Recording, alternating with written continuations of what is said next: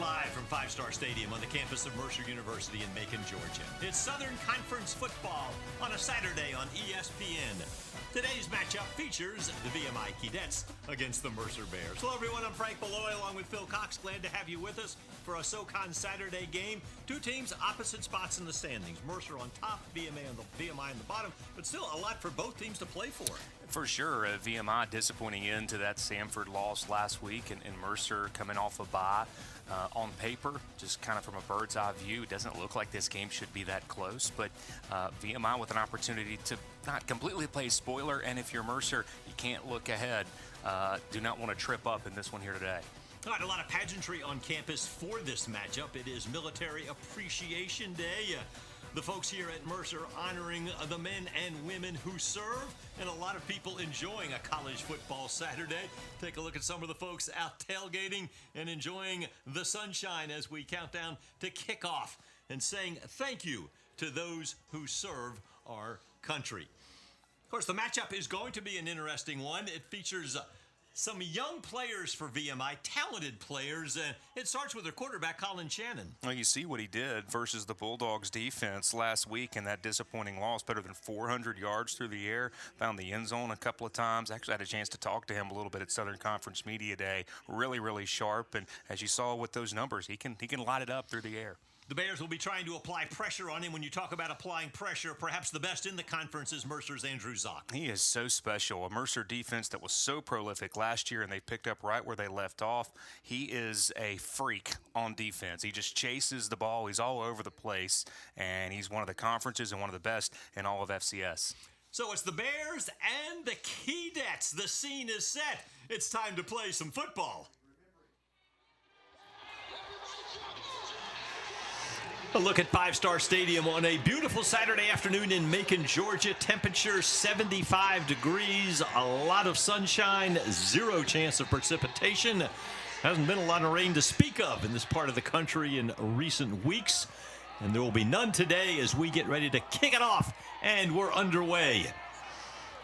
And the kick into the end zone. So the Mercer offense, which has been prolific of late, will take over from their own 25-yard line, led by quarterback Braden Atkinson, the freshman from Rolesville, North Carolina, who has been nothing short of spectacular, Phil.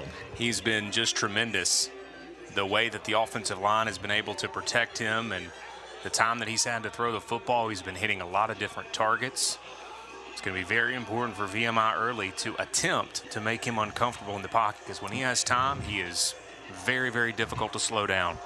Another thing the Bears have been doing well is starting fast on offense. Mercer should have their full complement of running backs back. They've had some injuries, but today they'll start with C.J. Miller, the redshirt junior from Gadsden, Alabama. He leads the team with over 400 yards on the ground, and Atkinson will throw. Plenty of time and air down a wide open Braden Smith. Smith behind the defense. Will take it to the house for a touchdown. No flags on the play, and the Bears are on the board. You talk about starting fast. Can't get off to a quicker start than that. What a play call on the first play from scrimmage. The young man from Macon, Georgia, used to sit in the stands with his family and watch the Bears play. And for the last 3 years, he's been making big plays. Smith's 5th touchdown reception of the season, his longest catch of the year.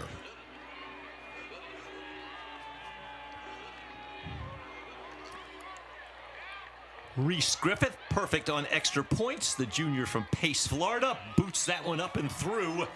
And 10 seconds in, and Mercer has already struck quickly. Atkinson, the missile to a wide-open Braden Smith for the 75-yard touchdown. So the Bears, something Mike Jacobs likes to see them do, start quickly as Smith hurdles the little retaining fence and then back down. So Mercer starts quickly. Can VMI answer? We'll find out. You're watching college football on ESPN.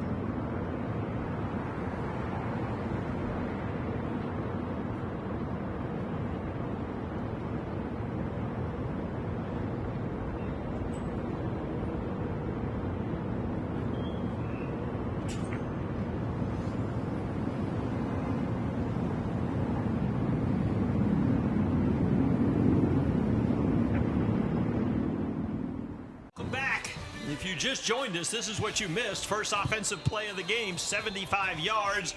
Braden Atkinson to Braden Smith.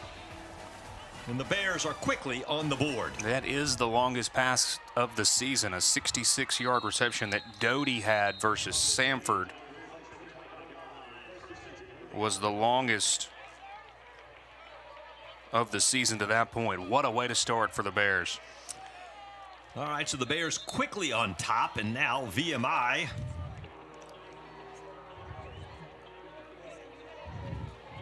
we'll see what they can do to answer. Well, that's the redshirt freshman quarterback from Sevierville, Tennessee, Colin Shannon, coming off a 419-yard effort last week against Samford. Luke Shallow is the running back next to him. And it's Shallow up the middle. Hit quickly right there by Drew Clare, number 51, Mercer's leading tackler. Clare, the redshirt junior from Alpharetta. That's his 46th tackle of the season. A short gain. Now, VMI only averages a little over 64 yards rushing per game, Phil.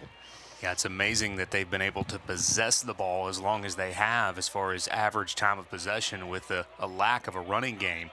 Obviously very important that they establish something on the ground. Keep this Mercer defense honest. The last couple of years, Frank, perhaps the most difficult defense in all of FCS to run the ball against. Fake to Shallow, pass is batted down at the line.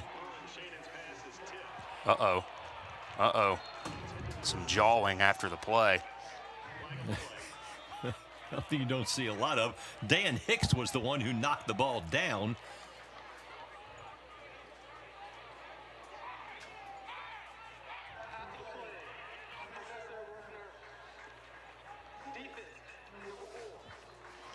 So they get Donovan Watkins, the sophomore safety from Winsboro, North Carolina. That will move the ball to the 42-yard line and give VMI a first down. Yeah, this was well after the play is over. You see the hit there while the play was still going on, and then a shove after the whistle blew gives VMI a first down. Key dead stump pass to Aslan Shipe, and Shipe is knocked around. The Bears flying in, and that was Watkins who came in with the hit. Also in on the tackle for Mercer was number 10, Julian Fox. As we said with Shannon, I mean, as we saw the numbers versus Samford, he's a guy who can put up some serious passing numbers. The VMI offensive line can give him time to throw the football. Shannon can move his team down the field.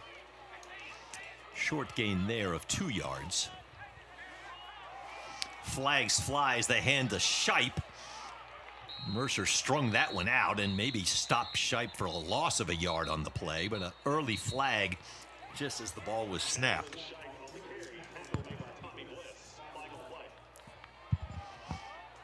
Tommy Bliss was in on the tackle for Mercer.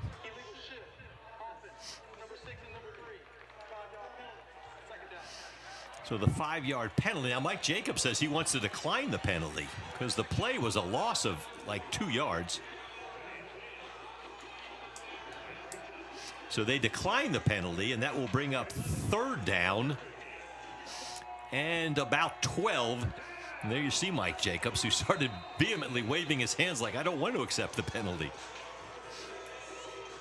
So now 3rd and 12 for the young quarterback, Colin Shannon.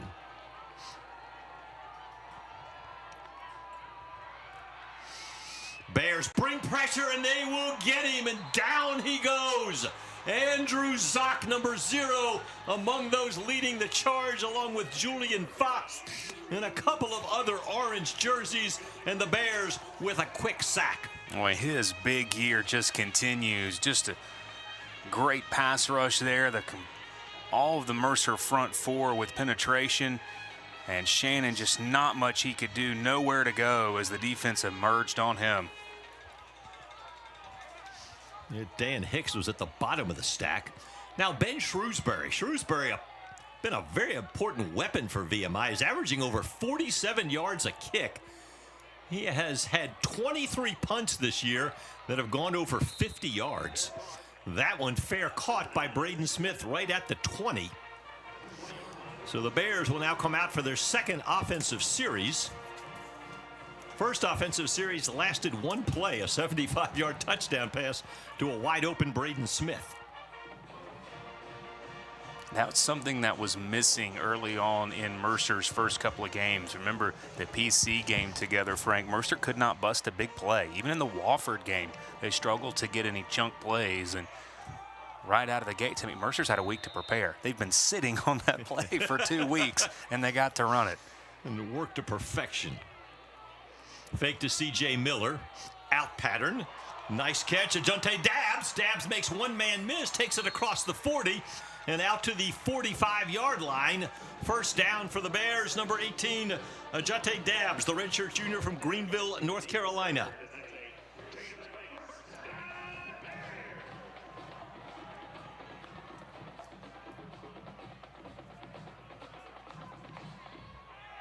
Now C.J. Miller out of the backfield. Room to run. Miller cuts it upfield. Still going.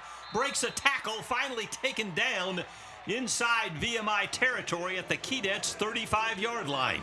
You have seen in the first 3 plays of the game, Frank, the quickness advantage that Mercer has, as they have hit just big plays right out of the gate.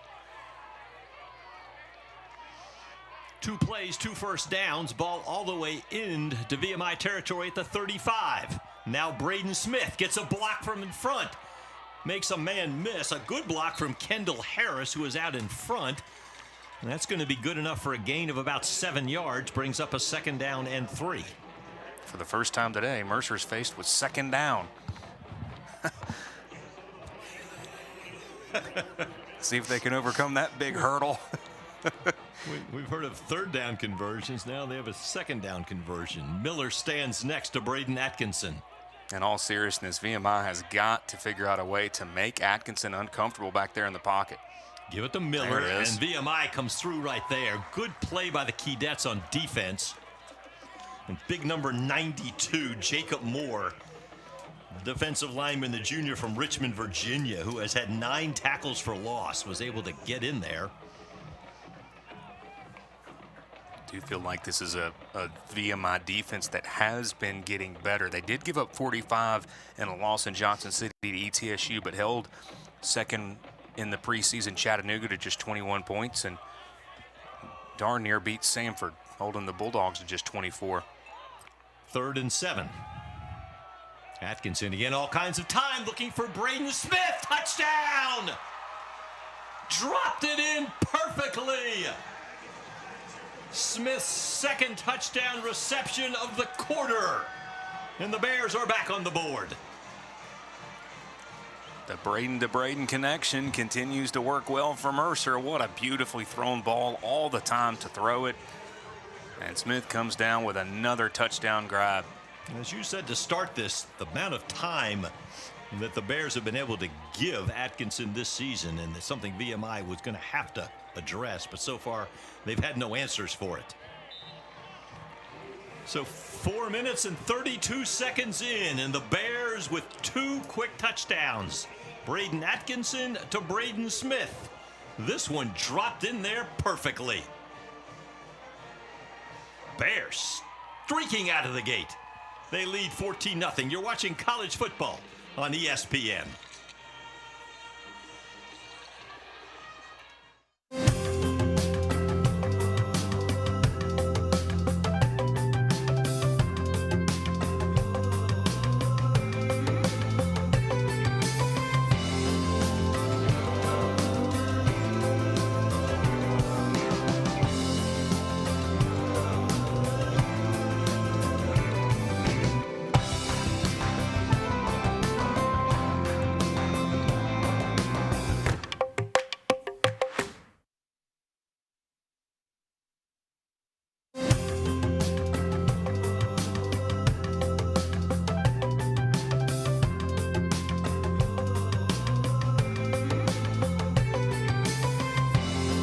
All the time. Actually, I changed my mind. Change is this anthem passed down from every generation, so it feels like everyone has a claim to it. But how can you make it yours? At Mercer, change starts with you. turning daydreams into achievements and researchers into champions of progress. Whether you're helping around the corner or halfway across the planet, whether it's your first day out in the field or the first day of a new chapter, change is yours to make. So I stopped in at Chick-fil-A for lunch and saw Officer Wilson come in. I decided to place a dine-in mobile order and have a cookie delivered to him just to show appreciation for his service for our community. A few minutes later, I noticed that Officer Wilson had gotten up and left, and I knew he hadn't gotten his cookie yet. I'm headed to my car. I turn around and I see Allie, and she's running after me. Mr. Police Officer, Mr. Police Officer. Usually when someone yells, officer, officer, they want to ask me about a ticket they got. I absolutely wanted the cookie. This cookie is delicious. Hear it all the time. Actually, I changed my mind on that. Change is this I think we should change the anthem measurements. passed down from every generation, so it feels like everyone has a claim to it. But how can you make it yours? At Mercer, change starts with you. Turning daydreams into achievements and researchers into Campus of champions Mercer of University progress. in Macon, Whether you're Georgia, helping around the corner VMI or halfway and across Mercer, the planet, Bears whether it's your striking first day out in quickly, the 2 field or the touchdowns. first day of a new chapter, change is yours to make. 4.5 minutes. Last year, So the I stopped Bears in at played Chick-fil-A very for well lunch. against VMI. Shut them out, as a matter of fact, on the road, Phil. Yeah, up at Foster Stadium on post there. It's kind of interesting looking at VMI and their history, or I should say with Mercer and their history, notching that shutout versus the Keydets. The only Southern Conference team that Mercer's never shut out is Western Carolina. And looking ahead at least a little bit, it looked like for a while that matchup with Furman was going to be real big, and it still is. But in 2 weeks up at Cullowhee, that has the opportunity to perhaps maybe be a top 15 matchup with a lot of implications coming up here in a couple of weeks. All right, so now VMI will try and turn the momentum a bit. Right now, it is all on the side of the players wearing the orange jerseys.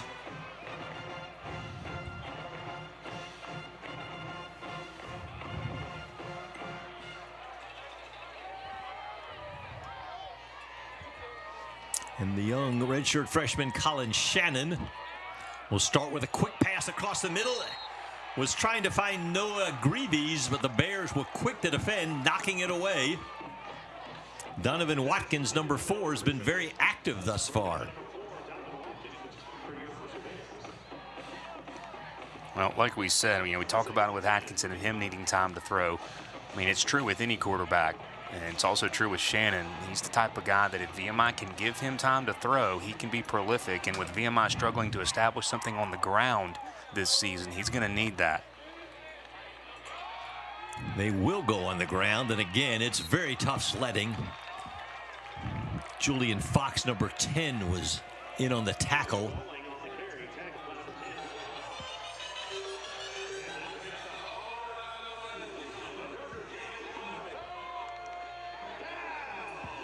Leo Bowling held to a short gain. 3rd down and 9 for the Keydets. Bears were able to apply pressure on the last series and get to Shannon. Again, Zock tries to come through. The ball is thrown high, trying to find Malik McNeely. But again, Zock was in there applying pressure, and a 3-and-out for the Keydets. Shannon with more time there, but just still not probably quite enough to maybe check down a little bit. And for the Keydets, not the way you wanted to start things offensively here on the road against a Mercer offense that's gotten off to a super quick start. Shrewsbury back to punt. Braden Smith standing on about his own 33-yard line for the Bears. A boomer for Shrewsbury. What a beauty. This kid can kick it, and Smith will catch it at his own 20.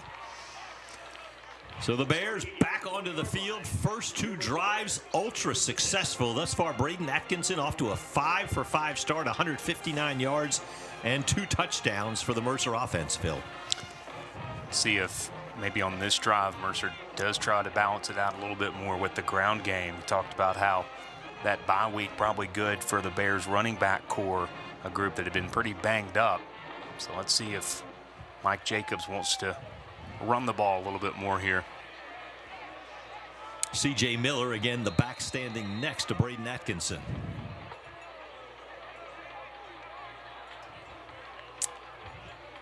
Javarius George in motion. And this time the Keydets do a good job. Among those on the tackle there, number 23, Derek Height, freshman linebacker. VMI has shown some nice penetration and able to get to the ball carrier. That's encouraging for VMI, and to do their best to try to keep Mercer more prolific through the air. Loss of 2, 2nd and 12. Atkinson wide open. Malik Simmons, the tight end. Simmons blasts his way across the 25 to the 26-yard line. That'll bring up a 3rd and 4. Just Simmons' 4th catch of the year, the redshirt senior from Bedford Heights, Ohio.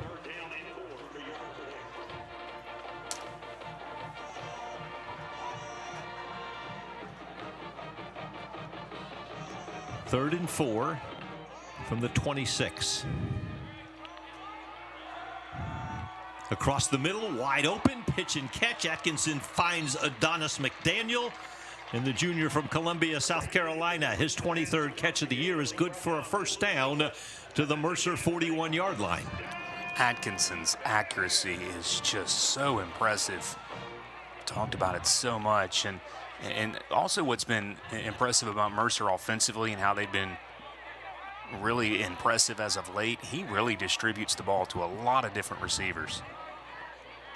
Got 11 people in the receiving corps who have caught at least one pass. He's going to go long, trying to find McDaniel off his hands at the 20-yard line.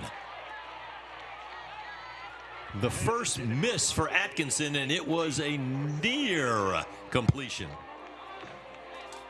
You talk about, it's going to be basketball season soon, talk about heat checks in basketball. That's kind of a heat check for a quarterback in a way. Just through the hands of his receiver, and as you said, his first incomplete ball of the afternoon.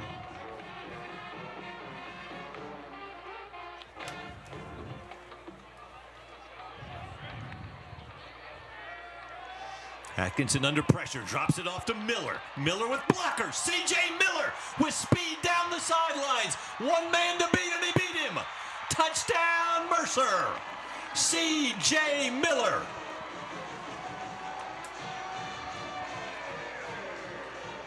Wow, what a great play call there. Atkinson with the little dump off pass, and Miller, how about those wheels to take it to the house? Well, what a start for the Bears. The offense seemingly unstoppable. Good blocking, and then Miller with the speed to beat Anthony Allen, who was trying to bring him down unsuccessfully.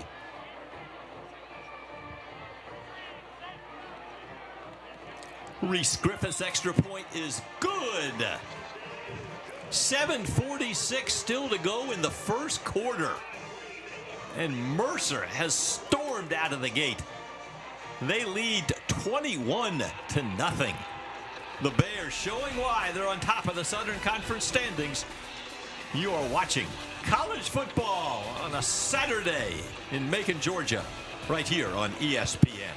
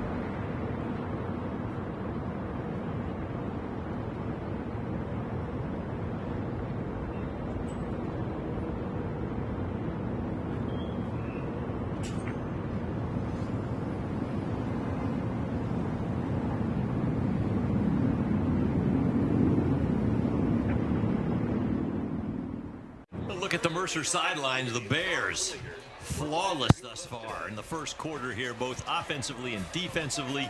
3 touchdown passes from Braden Atkinson. He has already thrown for 240 yards, and there's still 7:46 to go in the first quarter.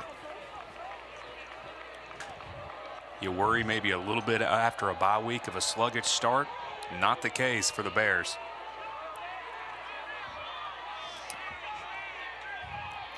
And the Bears special teams fly down the field.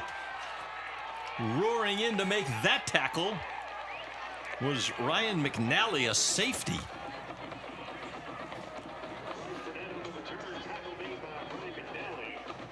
So the Bears are clicking on all cylinders thus far, leading 21-0.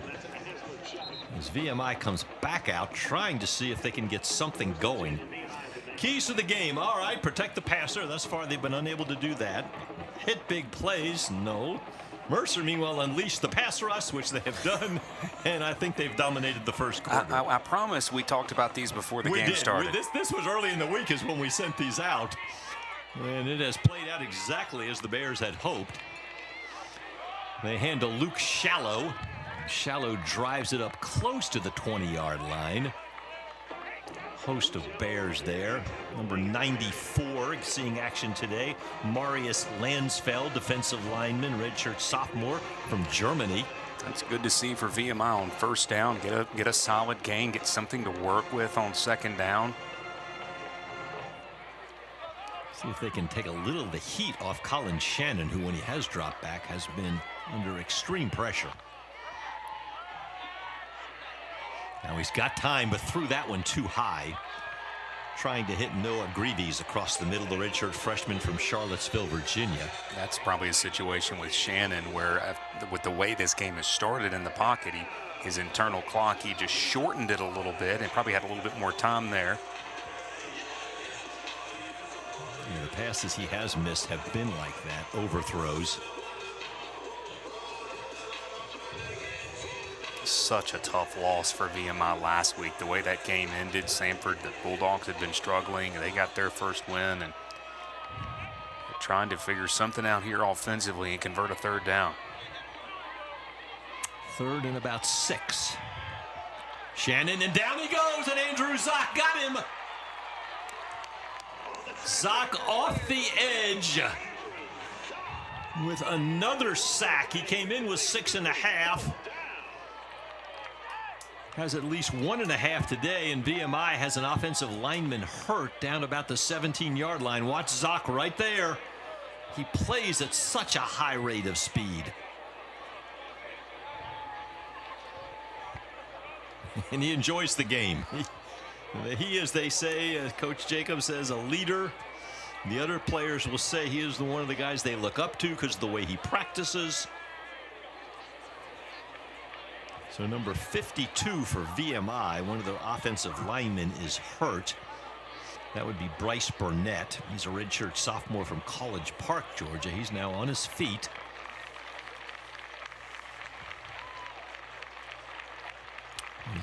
Burnett is not even listed on the 2 deep for Mercer, so this is difficult for a VMI offensive front trying to slow down this Mercer pass rush.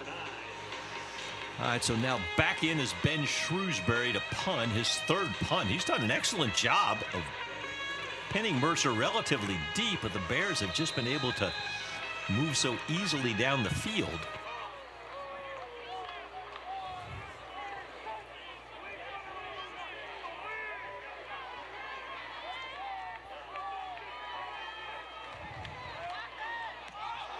Shrewsbury, another boomer. Braden Smith makes the catch backing up at about the 30, 31 or 32-yard line. That's into the wind, too. He is an effective weapon, but thus far, it's meant that Mercer has just had to go a little bit further. Bears scored on the first offensive play of the game, a 75-yard pass to Braden Smith. Second drive, another touchdown pass to Braden Smith. Third drive, touchdown pass to C.J. Miller, and there you see the numbers on Braden Atkinson. That's like when I used to play Madden on rookie mode. Those are the types of numbers I could accrue. Ty Doty, number 80. He has become a running back in the past 2 weeks. Pressed into service 2 games ago when the Bears' running back room was barren, and the young freshman from Madison, Alabama performed admirably. So well that when they played Princeton a couple of weeks ago on the road, they used him in that role there. And again, he had that longest pass play of the season early in the month versus Samford. Nearly 70-yard pass play, which is eclipsed on the first play of the game today. Fake to Doty. Tried to drop that one in there to Travion Solomon. Overthrown, only the second incompletion for Atkinson. So that'll bring up a 3rd down for the Bears now. 3rd and about 6. Keydet's looking for any type of confidence. It's not like their defense has been out there long. Yeah, Mercer's been hitting big plays, so you don't think that their defense is tired. They're just trying to figure out some way to get this Mercer offense from hitting big plays. Micah Bell is now the running back next to Atkinson. Atkinson, just an easy pitch and catch across the middle. Ajante Dabbs takes it across the 50-yard line into VMI territory. Another 1st down for the Bears. Well, the job that Coach Volkerts has done with that offensive line has been so impressive, Frank, and just creating a wall for Atkinson. Here's the one thing the Bears have said. They've really seen the improvement, the offensive line this year. It has become a dominant group up front.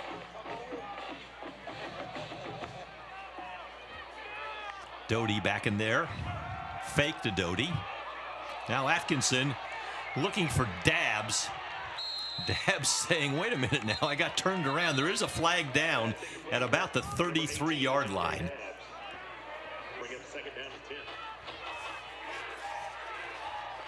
The referee is Michael Farmer. It will be an interference call against the Keydets, trying to keep Ajante Dabbs from making a catch. And there you see Mike Jacobs.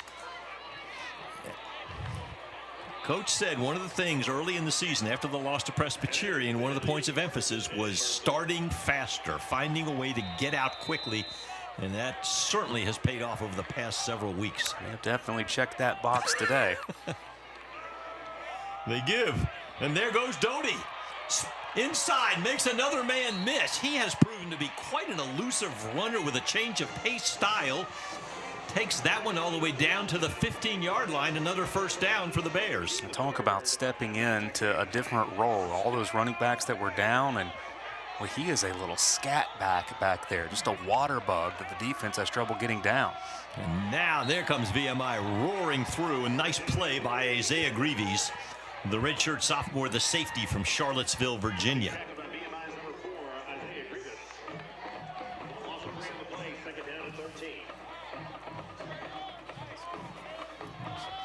So Grievous with a good tackle. Came in with 2.5 tackles for loss. We'll tack onto there because there was a loss of like 3 on the play.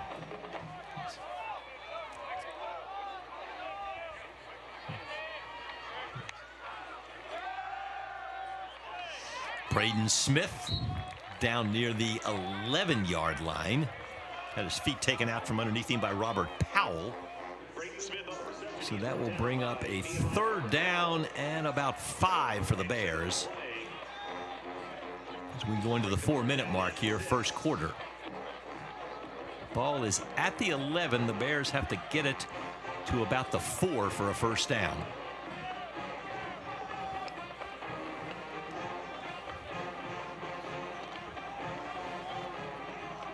Mercer 3 of 3 on 3rd down so far. Atkinson rolls to Braden Smith, but Smith's going to be knocked out of bounds short of the 1st down. E.J. Wilborn, defensive back from Fredericksburg, Virginia, was there quickly. That'll bring up a 4th down and about 3. And Mike Jacobs will send out Reese Griffith, the kicker. Already the all-time leading scorer in Mercer history. He is 8 of 10 this year on field goals, Griffith. He's 6 of 6 from 30 yards and beyond. His only 2 misses have been shorter field goals. This one will be a 25-yarder. JP Pickles the hold. That one is rocketed through the upright. And the Bears once again put points on the board. 4 possessions, 4 scores, 3 touchdowns and a field goal. And the Bears now lead 24-0. So that's a 7-play, 60-yard drive. That's really the first, one of the first drives that Mercer has had today. Took 3:13 off the clock, and if you're VMI, you're looking for some type of silver lining. He kept him out of the end zone, and you're, at this point, you're trying to find something to build off of. And Frank, we still got 3 minutes left to play in the third quarter. That's the thing. This game has started at such a fast pace here with the Bears using the entire arsenal. 12th meeting all time. Mercer leads the series 8-3. They have won each of the last 3 matchups by at least 34 points, and this one is trending in that direction, although it's still early now.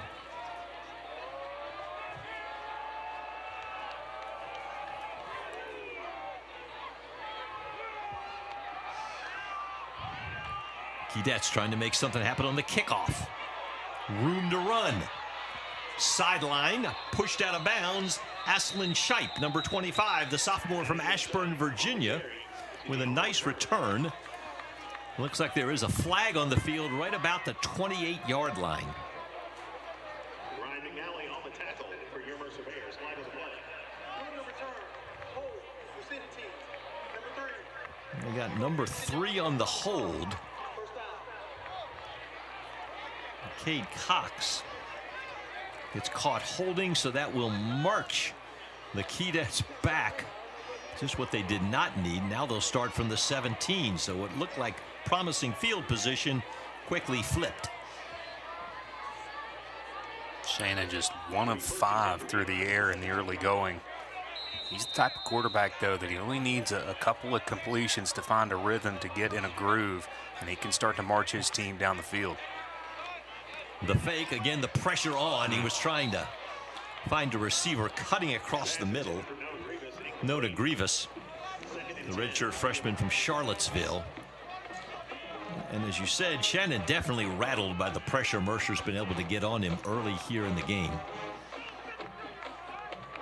Of course, his brother Isaiah on the VMI defense. The Grievous brothers, both excellent athletes. 2nd and 10. Luke Shallow is the running back next to Colin Shannon. Shallow has it. Room to run. Takes it across the 20 up to about the 21-yard line. So Shallow able to push the pack. Maybe give him 4. 3rd down and 6. He's a good hard runner. He puts his head down, finds some space to run, and VMI talked about Mercer's success on 3rd down. Keydets looking for their first conversion on possession down.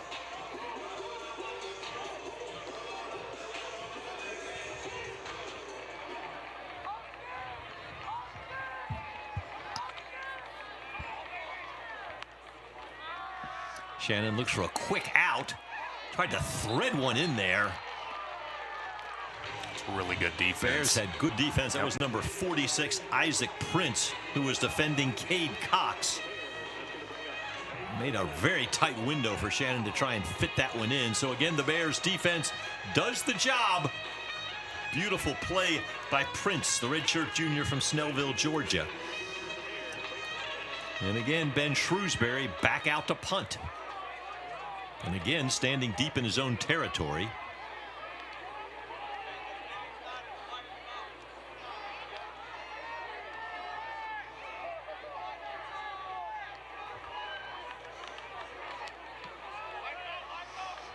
Another boomer, and Braden Smith, the fair catch call at about his own 24-yard line.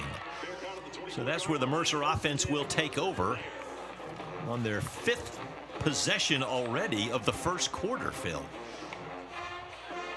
There's Danny Rocco. He's in his 3rd season as the Keydets head coach.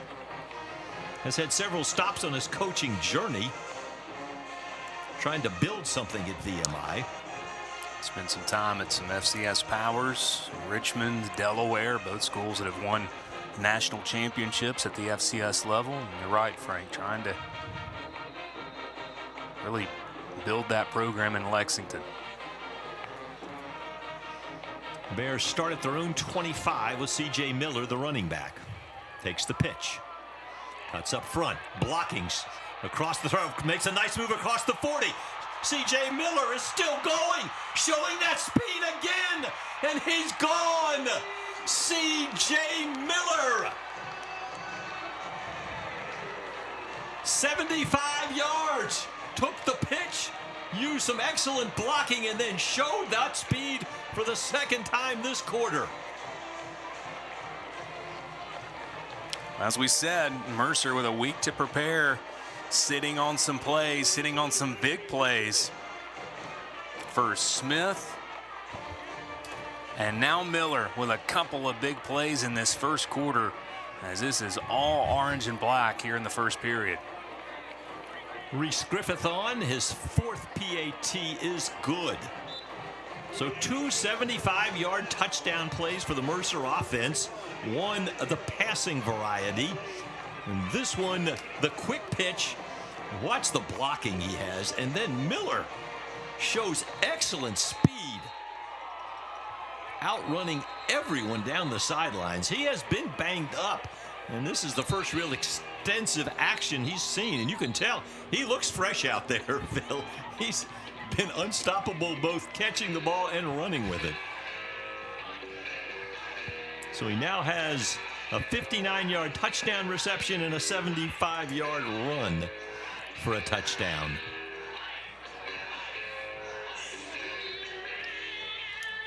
Wow, what a first quarter.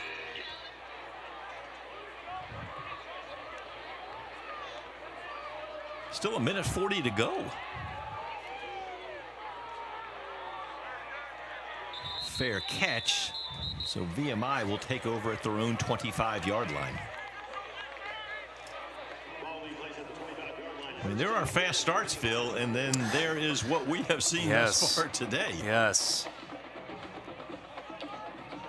If you're VMI, you just try to go out there and execute the best you can. It's obviously a lot more easier said than done. Not look at that scoreboard and try to stay, I mean, I guess you try to stay patient. I don't know if that's the right word to use or not, but it's just been a nightmare of a first quarter for VMI. So Colin Shannon, 1 for 7 passing for -1 yards. Throws that one, it's in the air and caught on the deflection. Owen Sweeney. A big play for VMI, comes off a pass deflection, and Sweeney's able to take it inside the 40 down to the Mercer 37. VMI was due one of those, the way this first quarter has gone, and I'm not saying I believe in the football gods, but that's just the law of averages. At some point, something had to fall VMI's way, and there's a big chunk play for the Keydets to get into Bears territory. Sweeney coming off a 13-catch effort last week against Samford. He's a big guy. He is a tall, lanky option out there for Colin Shannon. Yeah, 6'4", 200 pounds. Now the Keydets try and move it on the ground. They're able to push the pile for maybe 2 yards, closer to a yard. And Aslan Shipe, sophomore from Ashburn, Virginia. Oh, McNeely's a big, tall, lanky guy too out there as a receiver. They have some receivers who have made big plays this season. This is a team that has been able to bust some big ones offensively. So 2nd and 9 could very well be the last play of the first quarter. Shipe in motion. Quick pass out. Ooh. And how about Sweeney there showing power? He is tall, but he's got some weight on him, 200-pounder, and takes that one down to about the 25-yard line.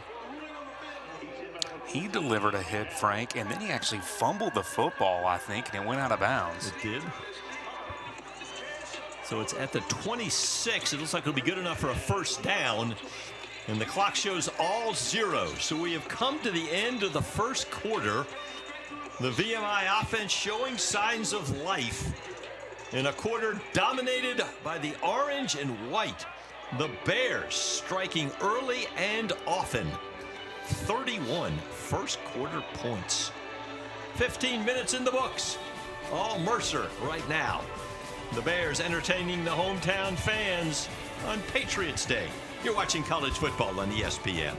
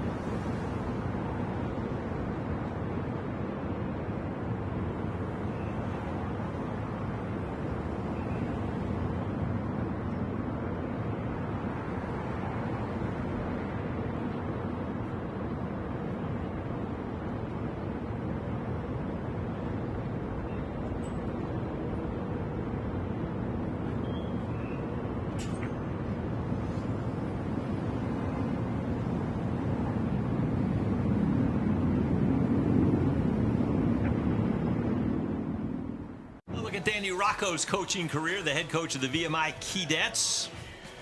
Liberty right there. Several seasons. Solid football school. Then on to Richmond. 3 straight FCS playoff appearances. And then to Delaware, where he led the Blue Hens to the FCS semifinals in 2020. He has done the Commonwealth tour through the state of Virginia, has he not? Yep. Lynchburg, Richmond, and now Lexington. Great coach. So first down now. Shannon's got time to throw, and he's got a man open, but he threw it behind. Trying to find Noah Grievous, and he was open. Shannon delivering the ball more confidently here this drive, but as you said, just a little bit behind his receiver. Shannon starting to get a little bit more time to throw the football.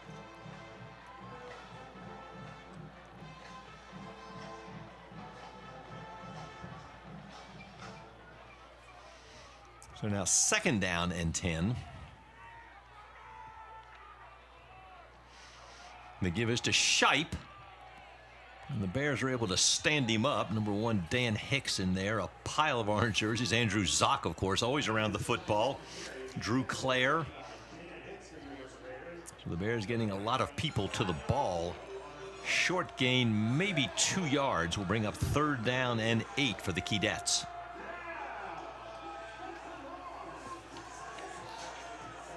They were 0-4 on 3rd down conversions in the first quarter. Could end up being 4-down territory in this spot, especially if you can gain 4 or 5 yards here on 3rd down. Shannon will launch one to an area where no one was. He got knocked down as well, but Noah Grievous had cut in, and Shannon threw it out. So it falls harmlessly to the ground.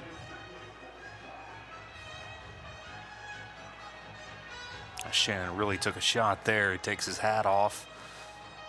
That was a lick. Jack Joyce has come on. In previous weeks, Ben Shrewsbury has been the field goal kicker, but Shrewsbury was 1 of 4 last week. So Jack Joyce will try this one at a 42-yarder. A lot of leg on it. No good, though. Sailed to the right. So the Keydets drive comes up empty. It's tough. That was a good-looking kick, but it is a little bit of a breezy day here at Five Star Stadium. As breezy, I think, as we've had all year. There's an aiding wind, but it's a little bit of a crosswind that maybe just messed with that ball in the air a little bit. Pushed it to the right, so the 41-yard field goal attempt, no good. So Mercer's offense back out now, 14:03 to go. Second quarter. Braden Atkinson, first quarter, 11 for 13, 266 yards and 3 touchdowns. His quarterback rating in the first quarter was 332.6. Over the middle, and you had a wide open Adonis McDaniel and just missed him off McDaniel's hand. Let him just a little bit too much. Atkinson has hit 5 different targets, Frank. So distributing the ball there in that first quarter.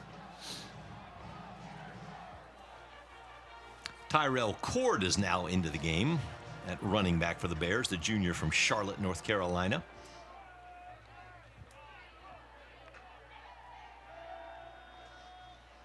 Atkinson's pass, again a beauty, right on the money. Completion, another first down. That was Braden Smith, and that's already his 6th catch of the day.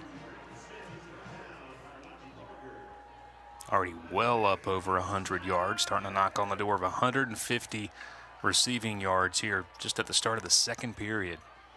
That included the 75-yarder on the first offensive play of the game.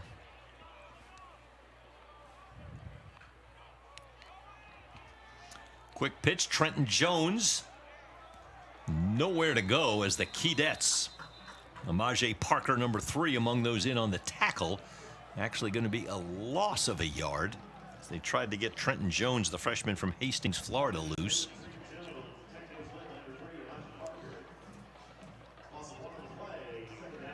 You can tell that Mercer has really worked hard in the bye week. They wanted to work on some things. They've hit some big plays. They've taken advantage of that extra preparation time, and it's paid off. Cord. Slung to the ground by Stephen Dean III. Leading tackler on this VMI team. Came in with 64 tackles. The redshirt junior from Mineral, Virginia, with a nice play there. Brings up a 3rd down and 11 for the Bears. I've said it before. This is a VMI defense that does a nice job pursuing the ball carrier, and they have limited Mercer to not be able to get much going on the ground. Yeah, Mercer's hit some big plays, but as a whole, VMI's contained the Bears' rushing attack pretty nicely. Micah Bell now into the backfield on this 3rd down play. Atkinson looking long. Adonis McDaniel! Incomplete. Excellent coverage right there. Lewis English, number 9. Redshirt sophomore from Roanoke, Virginia. So for the first time today, the Bears will be forced to punt, and they'll send out John McConnell. Really nice job there in the secondary and pass coverage. Break up that ball. It's not difficult to, that's difficult to do as a defensive back, to not interfere.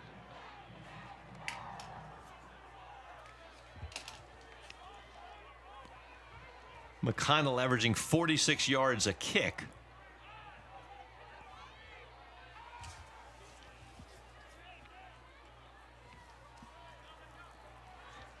Noah Grievous will make the fair catch at about his own 12-yard line. So the Keydets were able to move it last time, but the drive ended at a missed field goal. They'll try again, this time starting deep in their own territory at about their own 14.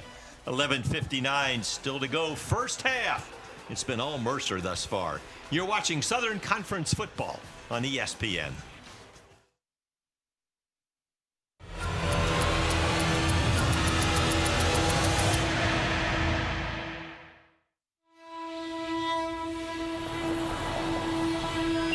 To tell you, I changed my schedule. You hear it all the time. Actually, I changed my mind on that. This one-syllable verb that gets you on your feet Now let's change settings. and ready to take on Change this and bring it closer. anything. I think we should change the measurements. Change is this anthem Let's change the face. passed down from every generation, so it feels like everyone has a claim to it. But how can you make it yours? At Mercer, change starts with you. It's in that moment when you discover your passion for helping others across the globe. It's when you wake up before the alarm goes off to welcome the sunrise with your teammates. It's when you find the friends that feel closer than your own family. You can be the force that breaks barriers in serving the community and the world. The visionary that develops homegrown talent into world-class icons. And the next big thing that brings the next big thing. Your stories can flip expectations on first-year experiences or turn semesters overseas into lifelong missions for global good. With our passionate professors guiding you, you never have to shy away from what's never been done before, and together, challenge those who said it couldn't be done. Your impact happens here and now and years down the line. You can make change happen anywhere. At Mercer, it can happen on game day, at office hours, and on the hike back to your base camp. Turning daydreams into achievements and researchers into champions of progress. Whether you're helping around the corner or halfway across the planet, whether it's your first day out in the field or the first day of a new chapter, change is yours to make. So, the next time you hear about change, think about where you can start and know that at Mercer, everyone majors in changing the world. Frank Malloy, Phil Cox with you. Highest top five-star stadium. You see the Mercer logo in the middle of the field. We take a look at Breakaway Braden. Thrown for 300 yards in 4 of his 5 starts. 4 300-yard passing games coming in. And thus far today, he's already at 277 with 11:59 to go in the second quarter. He is a special talent, and he has got the SoCon on notice for his ability to throw the football. Off to another terrific start here this afternoon. Took over in game number 2 after the loss to Presbyterian. First conference game, and that was against Wofford. All right, so Colin Shannon in the shotgun. Dump across the middle. Again, incomplete, trying to find Noah Grievous. And Drew Clare was in the vicinity for Mercer on defense. I tell you what, Shannon's a tough guy back there in the pocket. He's taking some shots. He doesn't have that much time. He is kind of like Atkinson, Frank, a more traditional pocket passer, not a guy who's going to want to pull it down and run with it.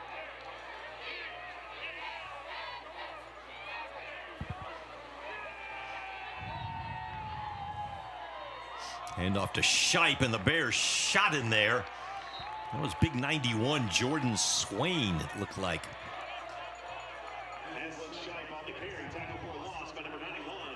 And that was the redshirt senior from Brunswick. Came in with 3.5 tackles for losses. If you look at the rushing yard totals, VMI thus far in the negative, thanks to some sacks Mercer's been able to pile up. Well, the Bears, thanks to the 75-yard run by C.J. Miller, have been a little better in that category. So now a third down. Call it 12. Shannon finds Grievous, turns, makes a man miss, breaks another tackle. Still going and finally dragged down at about the 35-yard line. So Noah Grievous with a nice move right there, and it's a first down for the Keydets. There you have an example of when you give a good quarterback time to throw, he's going to hit his targets, and now VMI going with tempo. Again, quick pitch right there. Morgan McFall, redshirt junior from Kinston, North Carolina, with the catch. That's going to be good for 3 yards. There was the previous play, the first down play. VMI has some receivers that can make things happen once they catch the ball. The whole key is Shannon having time to throw. That one to Cade Cox. Cox knocked out of bounds at about the 41-yard line. That'll bring up a 3rd down and 5 for VMI.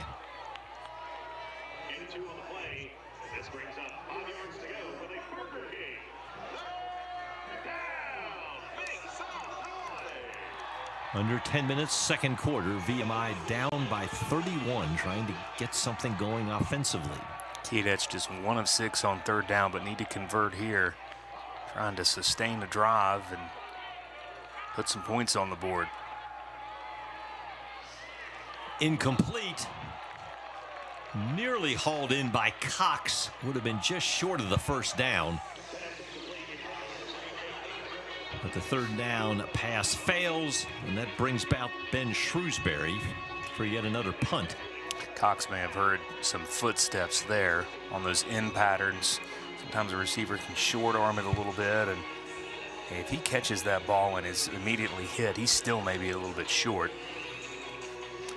Shrewsbury's 5th punt. He's averaging 52 yards a kick today. He's now hit 26 punts of 50-plus yards this year. That's a tremendous leg. That thing is rocketed, and Braden Smith's going to watch it on the fly sail into the end zone. So another rocket off the foot of Ben Shrewsbury. The Bears will take over 1st and 10.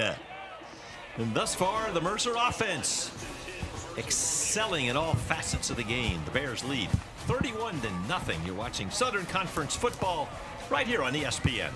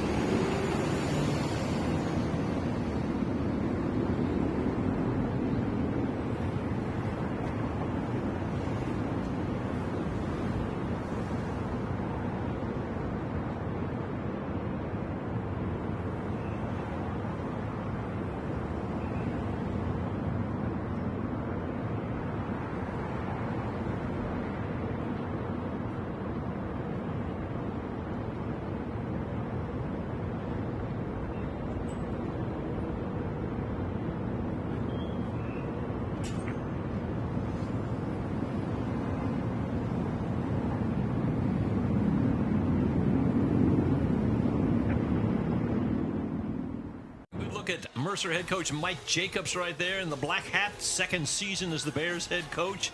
Last year, led the team to its first ever Southern Conference championship. And of course, excelling this year too, the Bears with just 1 loss on the season. Old offensive lineman, played at Ohio State.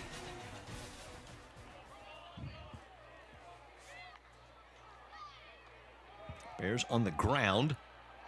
Tyrell Cord. No, that was C.J. Miller, 22, not 25. So Miller, who had that long touchdown run earlier, able to push the pile.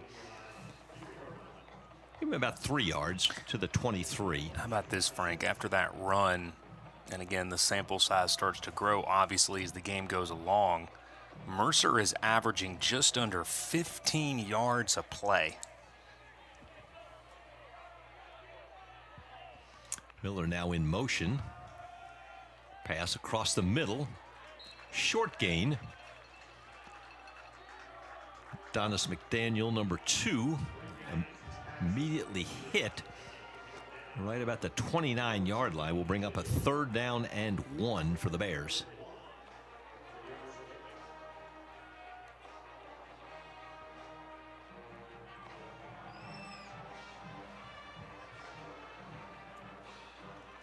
Third and 1, Miller directly behind Braden Atkinson.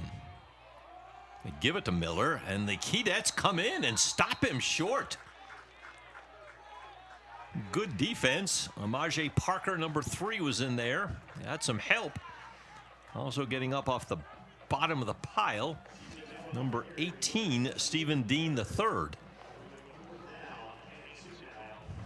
Good hold there by VMI. Good penetration into the backfield, and they force another punt. I'm telling you what, they're maybe 2 of the best punters in the Southern Conference. Both have strong legs. This is McConnell's 2nd punt.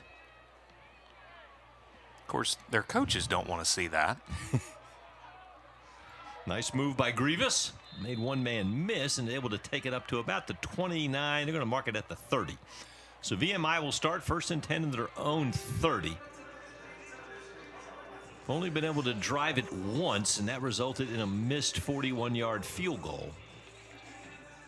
I guess coaches want to see special teams for extra points and kickoffs. They don't want to see them for punts and field goals. Well, Mike Jacobs talks about how much and how hard Mercer works on special teams. You can tell. He believes that gives them an edge over, he says, some teams, some schools may not work as hard, but Bears put in the effort. All right, Leo Bowling now gets his shot in the backfield as the running back next to Colin Shannon. Came in as the leading rusher for the Keydets this season. Shannon forced out of the pocket, and he's going to go down. A guided missile right there. Charging in after him, Isaac Prince, number 46. It's one of the first times we've seen Colin Shannon navigate outside the pocket, and you're just kind of holding your breath. You're like, oh, goodness, that's unusual to see him out of the pocket, and Mercer has delivered several licks to the VMI quarterback this afternoon. Loss of 6 on that play brings up 2nd down and 16 for the Keydets from their own 24.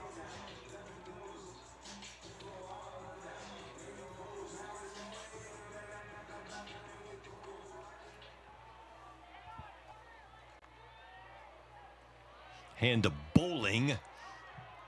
Bowling with a bear hanging on, was chugging those legs for yardage. May have gotten 2. Number 96, Miles Dixon, a true freshman from Holly Hill, North Carolina, made the tackle.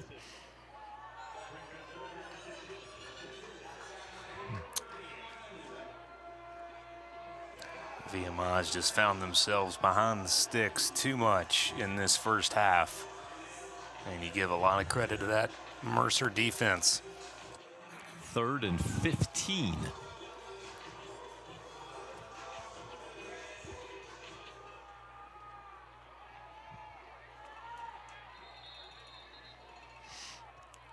Whistle blows. Timeout on the field. 6:04 to go. The Keydets want to talk it over. It's a 3rd and 15. When we come back, VMI searching for some answers. All Mercer thus far today on a SoCon Saturday on ESPN.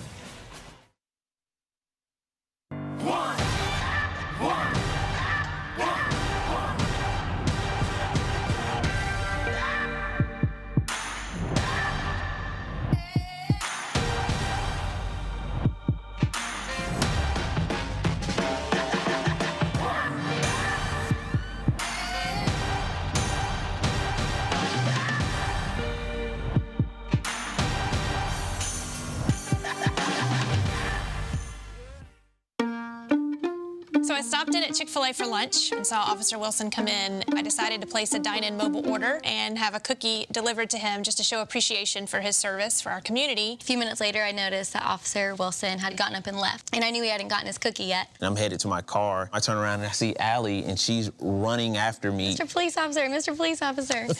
Usually when someone yells officer, officer, they want to ask me about a ticket they got. I absolutely wanted the cookie. This cookie is delicious. Hear it all the time. Actually, I changed my mind on Change that. is I think this we should change the anthem measurements. passed down from every generation, so it feels like everyone has a claim to it. But how can you make it yours? At Mercer, change starts with you. Turning daydreams into achievements and researchers into champions of progress. Whether you're helping around the corner or halfway across the planet, whether it's your first day out in the field or the first day of a new chapter, change is yours to make.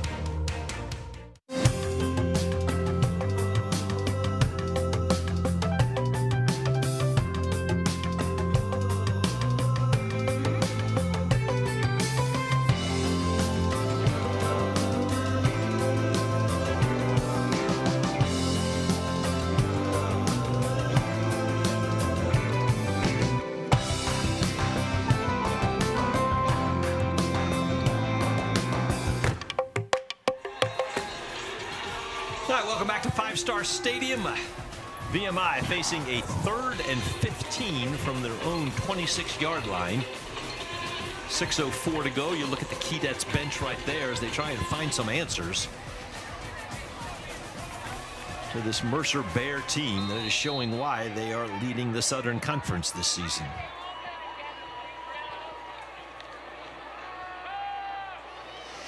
Shannon under pressure. Nice snag right there by Malik McNeely. Going to be just short of the first down at the 39-yard line. Julian Fox on the tackle. And Danny Rocco elects to send out the punt team. Would have been 3rd down and it would have been 4th down and about 3. So a nice catch by McNeely, but it's going to be short of the first down. Back out comes Ben Shrewsbury, averaging just under 54 yards a kick. His last one with the wind went 60 yards on the fly into the end zone.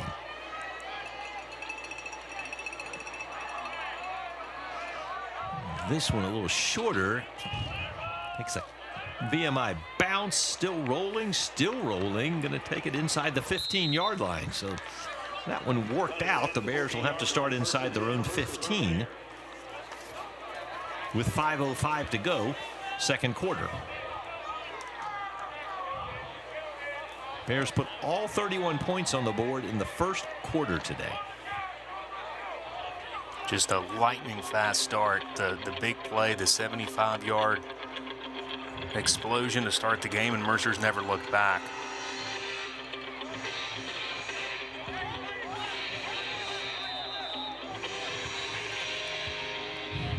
You see the freshman Braden Atkinson, another great game so far. Fellow freshman Ty Doty is the running back next to him. Fake to Doty. And now Doty is wide open out in the flat. Pass a little underthrown. And Doty went to the ground after catching it, so just like a 1-yard gain.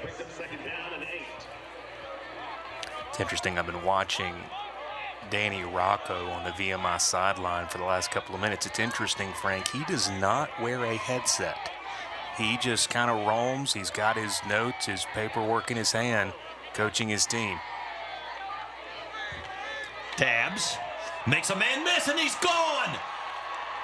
No, he's in a foot race. No, he is gone. No one will catch it. Dante Dabbs. Touchdown, Mercer. Anthony Allen was in pursuit. Everybody joining in on the big play party today. 84 yards. And he just, as you said, he just outran everybody. Thought for a minute Allen had a shot with sprinter speed. LeJonte Dabbs. And now that gives Atkinson 368 yards through the air and 4 touchdowns in the first half. Reese Griffith continues his streak of perfection on extra points. So the Bears offense, which had slowed down a little bit, comes back to life. 84 yards. Braden Atkinson to Ajante Dabbs. Watch the sprinter fly. Bears are flying in front of the home folks today. Orange and white, looking impressive thus far. This has been something to watch. And talked about how Coach Jacobs wanted a fast start. He's gotten it. And boy, a lot of different guys involved in these big plays. And it's just been all Mercer here in this first half. So the Bears have had two 75-yard touchdowns, a pass to Braden Smith, a pass to C.J. Miller, which was a run by C.J. Miller, and then the 84-yard pass to Dabbs. So, and they also had a 59-yard TD pass. So the Bears definitely hitting on big plays today.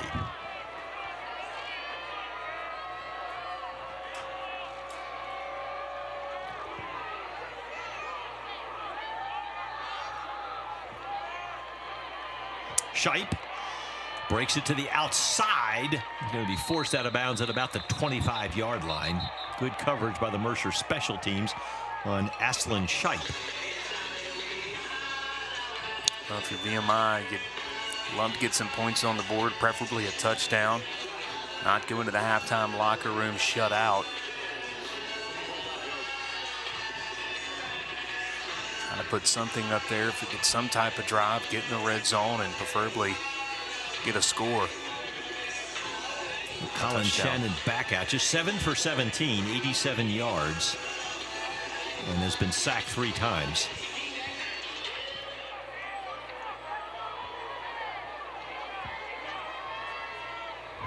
Luke Shallow stands next to Colin Shannon in the VMI backfield.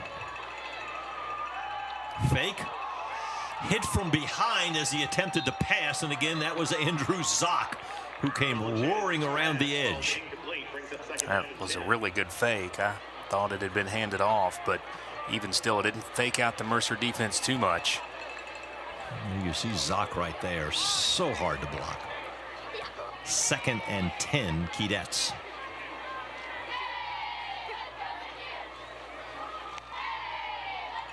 Again the fake. Owen Sweeney makes the catch. Sweeney is tough to bring down. Finally wrestled to the ground by K.J. Thomas, a true freshman from Conyers, Georgia. Mercer with 6 tackles for loss, 3 sacks today.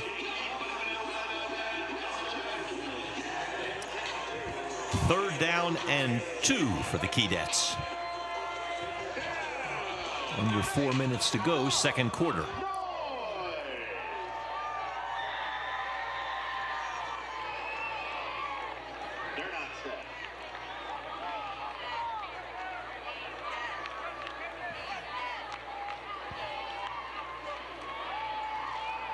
Short pass incomplete. Trying to find Cade Cox. K.J. Thomas was defending, and the Bears had 2 defenders in the area. So the Keydets will go 3 and out, and we'll have to punt it away one more time.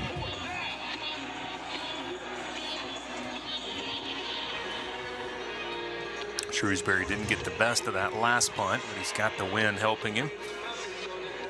See if he can get off another boomer here.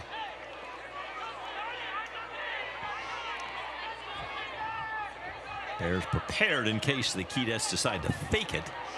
And that was not his best either. Braden Smith came running up to make the catch. Wrestled to the ground. Good special teams coverage by VMI. So the Bears will take over at about their own 25-yard line.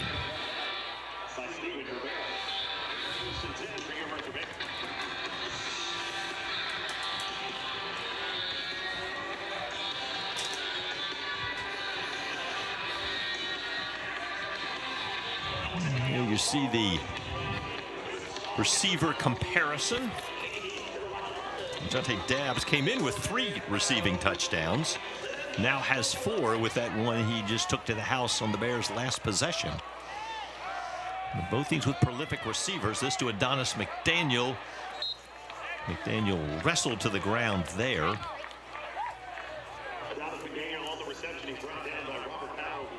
Robert Powell made the tackle. Start to think ahead a little bit, Frank, and how will Coach Jacobs want to play this in the second half? Do we see a lot of J.P. Pickles in the second half? Does Atkinson go back out there maybe to start the third quarter with this big lead? Micah Bell, and they're going to give it on the end around. McDaniel. Good tackle right there. Rod Tasco, freshman from Roanoke. Ball at about the 29-yard line now, so that'll bring up a 3rd down and 6 for the Bears. As we tick down to the 2-minute timeout, 2:24 left.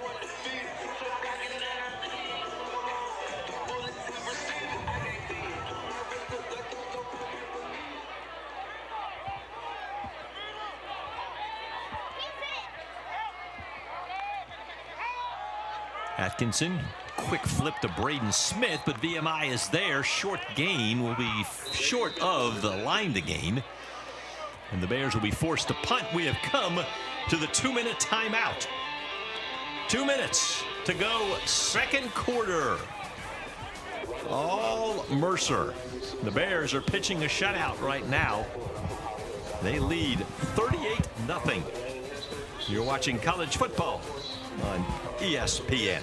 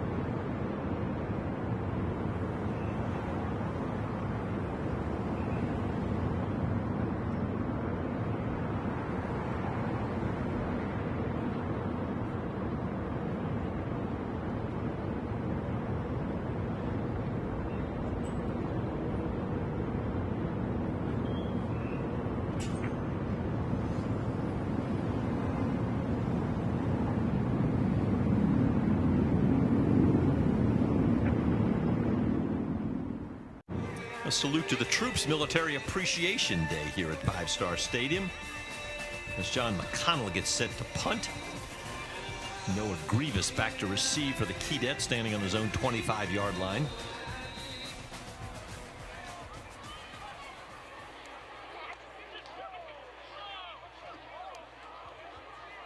They're shifting around a little bit now.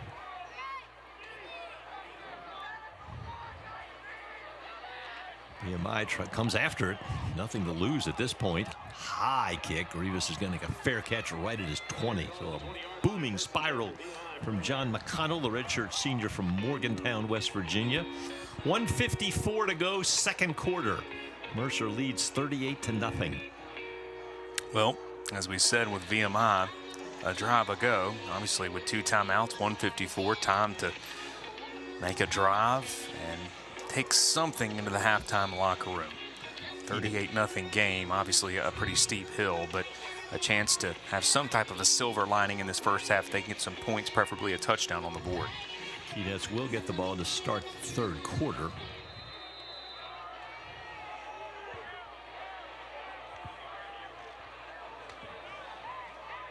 Aslan Shipe, the running back, next to Colin Shannon. Shipe in motion. Shannon fakes it to him. Looks to go the other way. Bears reacted quickly, though.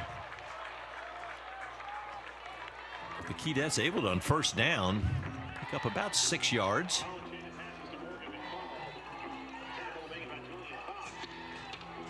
Said it before, but VMI has got some really good options as far as receivers. Good size out there at the skill positions, giving Shannon a lot of big targets to throw to. Morgan McFall made that catch. Julian Fox knocked him out.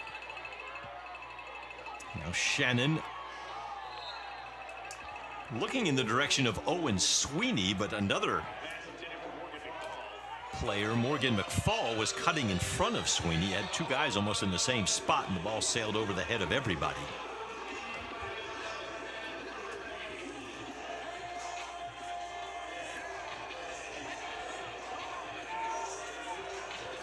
So now third down and about 4. Ball is at the VMI 26. They have to get to the 30. I'm sure one thing that Danny Rocco will talk with his team about at the half is being able to convert on third down. Keydets have really struggled, Frank. Just 1 of 9 on third down. Shannon dumps a little pass underneath. The Bears react quickly and stop just short of the line to gain. Was Leo Bowling. He's at the 29-yard line. 4th down and 1. And Coach Rocco elects to send out the punting unit. He thought about it. Deep in his own territory. He thought about it, and I wouldn't have blamed him one bit if he had gone for it.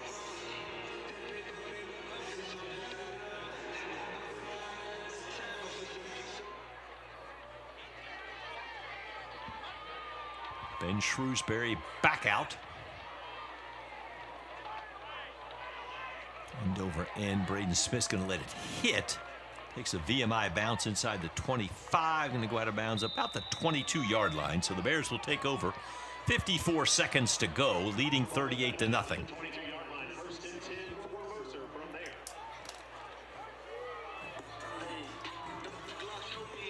Would not expect Mercer to try anything super cute here. Bears have racked up 465 yards of total offense in this first half. 372 of that through the air. Shockingly,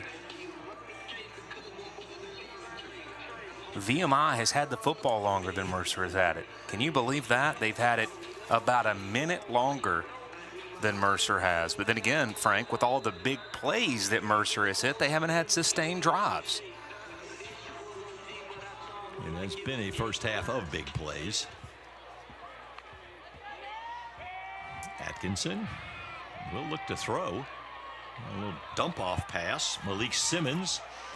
Simmons stayed inbounds.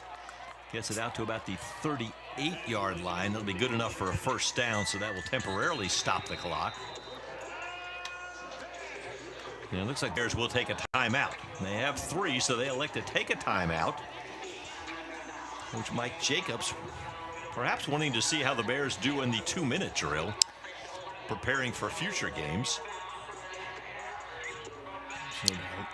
It's a big couple of weeks coming up, that's for sure.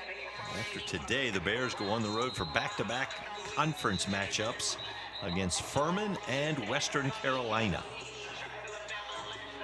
And Frank, I would think they've got their senior day versus Chattanooga, but for all intents and purposes, obviously this game goes the way that it's going. Lock up the Southern Conference. They'll come back home with Chattanooga, just an opportunity to keep the winning streak alive with the Southern Conference already locked up. 1st and 10 from the 38. Atkinson again will drop to throw. Again, a short pass across the middle. Again, Malik Simmons takes that to the 45-yard line. Looks like the Bears will use their second timeout. Picked up about 7 on that play. Western off today, so they'll play again next week. But if the Catamounts were to lose and then Mercer goes to Cullowhee and hands to the Cats a second straight loss, then conference would be pretty much Mercer's. Bears will have 3 conference games left after this one. Talking about shutouts here, you look at SoCon shutout wins.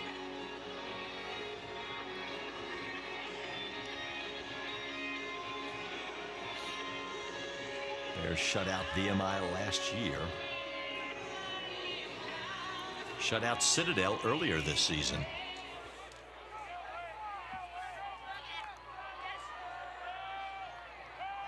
Out pattern Dabbs. Nice tackle by Joe Camello. At the 50, that's good enough for a first down. Again, that'll temporarily stop the clock. The Bears rush to the line. Now the clock stops and starts moving now under 30 seconds. Atkinson drops quickly. Now rolls to his right. And then just going to throw it out of bounds. 18 seconds now on the clock. Bears at the 50, second down. Atkinson is going to enter the half, Frank, if not getting to knocking on the door of 400 yards, 394 yards through the air. But with that, updated, he now has 400 right on the dot. That's amazing. In the first half. On the season now over 1,900 yards, 20 touchdowns, and only 4 interceptions.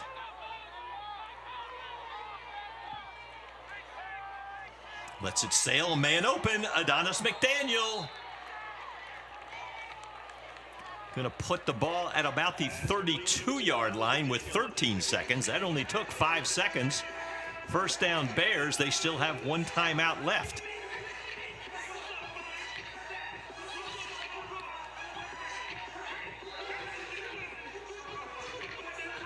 Oh, the clock is now running. Apparently he didn't get out of bounds. And so we are now down this. I don't think Mercer's going to get the ball off. Mike Jacobs is furious.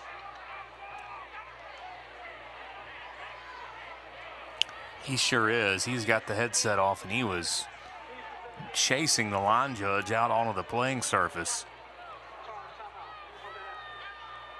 Now Mercer takes the timeout, but there's only 1 second left. So apparently Adonis McDaniel did not get out of bounds. So once the ball was set and the chains moved,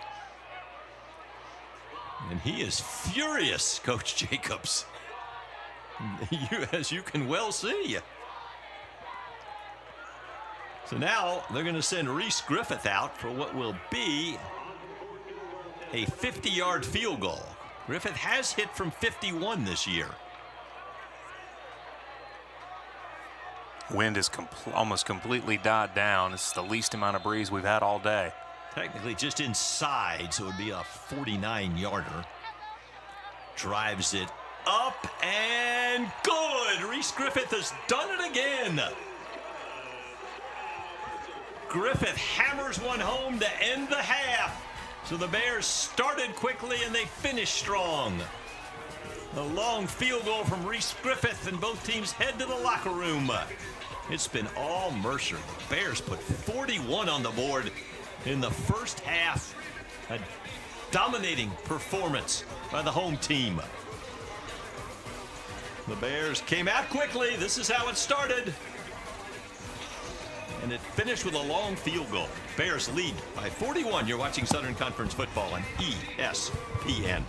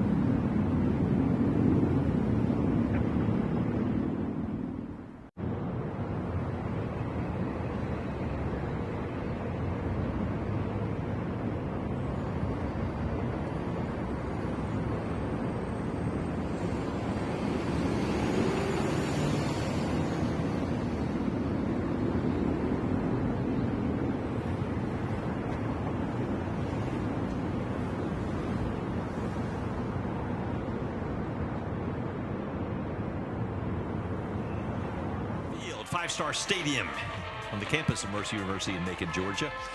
Mercer leads 41-0. Level up for the best experience, the all-new ESPN app.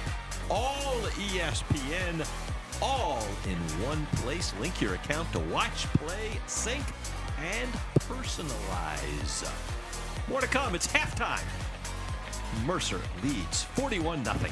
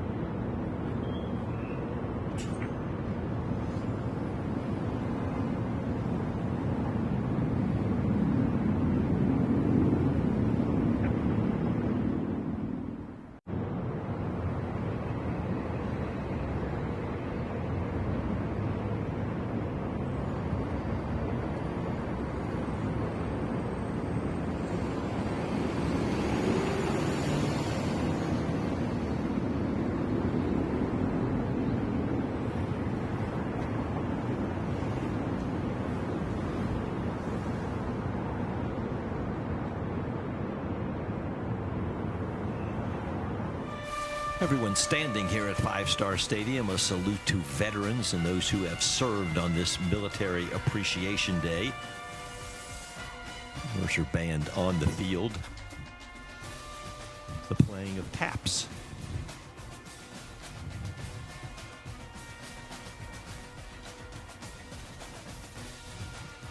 As we said, a special day here, Military Appreciation Day. A lot of service members and their families able to come out and enjoy this game. And the fans all standing right now saluting our members of the military. Southern Conference, so proud to have two great military schools in it. Of course, the Citadel and VMI. Yes. All right, speaking of the Southern Conference, Phil, 103rd season was last year. Fourth oldest NCAA Division I College Athletic Association in the country. Some of my coworkers might disagree. I was not around for when the conference was actually formed. Mercer is tied for first FCS football in sacks per game. Bears strong in sacks in the first half. And then also tackles per loss. The Bears defense will come after you. Furman's Joshua Stone King leads FCS football in tackles per loss. Of course, Mercer's Andrew Zock had a couple of big plays in the first half. Mercer ranked 14th coming in this week, AFCA, top 25, 17th in the stats perform poll. And this performance certainly will not hurt the Bears when it comes to the rankings as the Bears move on up. Again, started the season, if you remember, that game against UC Davis over in Montgomery that got postponed in the fourth quarter, so it was doesn't count. Stats didn't count. Then the loss to Presbyterian, and since then, 5 straight wins for Mercer, 4 in the conference. And Bears and Western Carolina, both undefeated. They meet 2 weeks from today at Western Carolina. Chattanooga with just the one conference loss as well right now. Isn't that interesting? The next 3 conference games, of course you got that game at Auburn, are against the second, third, and fourth place teams in the league. Not necessarily in that order, but Western, Chat, Furman are the rest of the conference games for Mercer coming up. Correct. At Furman, and in 2 weeks at Western Carolina, and then in 3 weeks back here at Five Star Stadium against Chattanooga. So that's the way the SoCon standings. Mercer preseason pick to win the conference, defending SoCon champions, and thus far have done an excellent job of defending the title. Did you see the flag flying? Just perfect day for football. And the Mercer fans will agree, almost a picture-perfect first half for the Bears. They lead big. More halftime talk when we come back.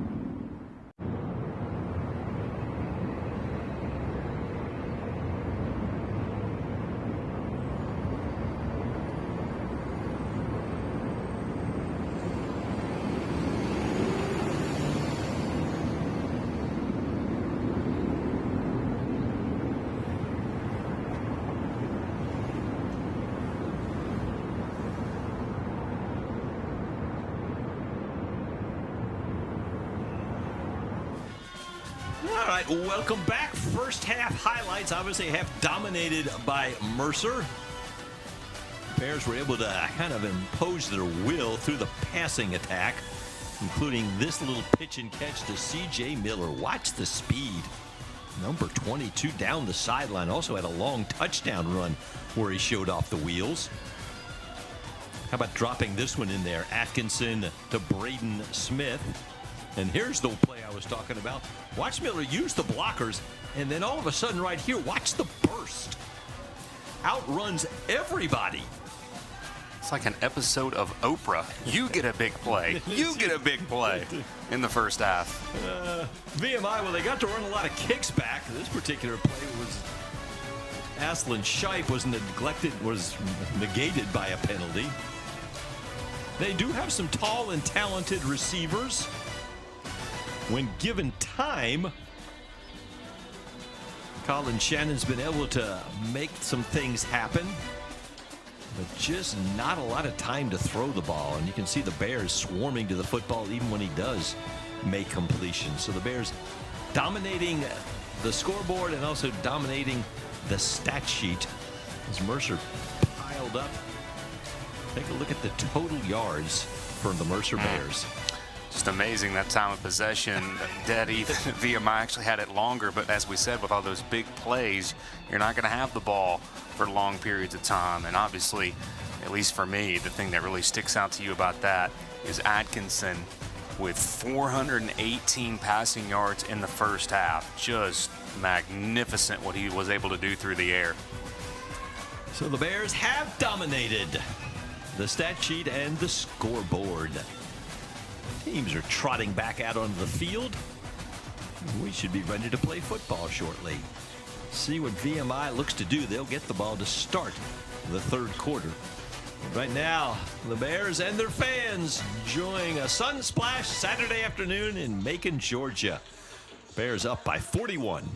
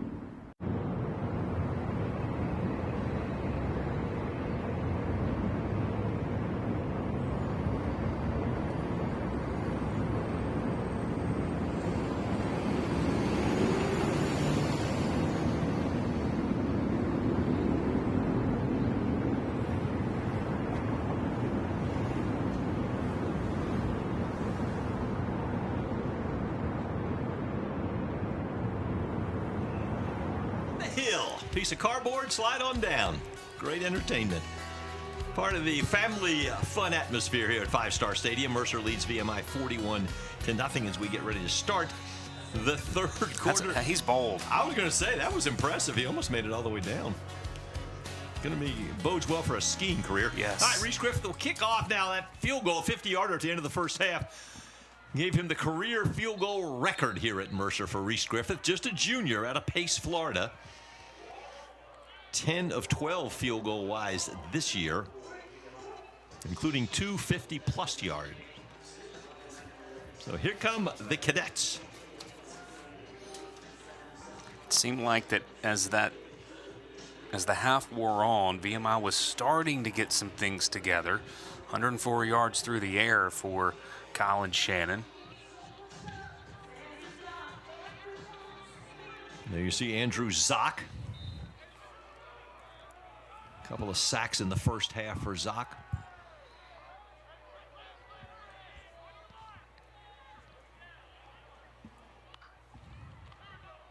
Kides will start on the ground. This is Shipe. Gets around the outside, got a block, and finally knocked out of bounds by Tommy Bliss, but not before. Aslan Shipe took it up to the 48-yard line. Shipe really ran hard in the first half, and that's really the first time that he's been able to get out of containment and bust a long one. Good start to VMI offensively here in quarter number 3.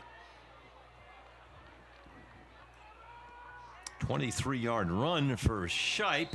Both sides jump. Mercer looked like they jumped first.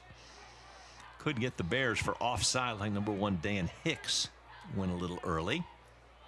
Mercer was penalized only once in that first half. It was Hicks. So that's a 5-yard mark off. So it'll be 1st and 5 now for the Keydets. And that puts the ball into Mercer territory at the Bears 47. Take a look at the VMI sideline. Head coach Danny Rocco. There you see Aslan Shipe.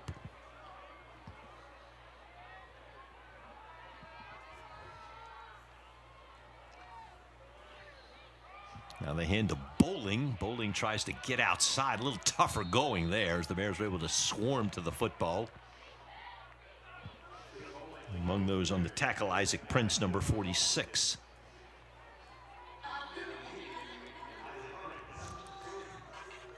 This is never easy. Obviously, it's not easy for VMI coming out on the wrong end of a 41-0 score, but it's also not easy for a team that's got this big lead to come out, and the atmosphere is kind of different. Not as many people in the stands. Results no longer in doubt. Sometimes difficult to stay sharp, stay focused. Referees are now huddling. Loss of a yard on that play rush for Bowling. So now 2nd down and 6. Not sure what the discussion is about. Referee Michael Farmer.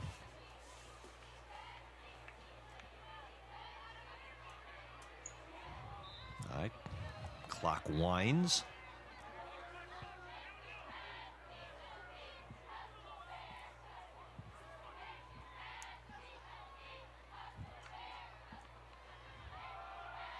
Bowling up the middle, again met by a sea of orange to about the 47-yard line.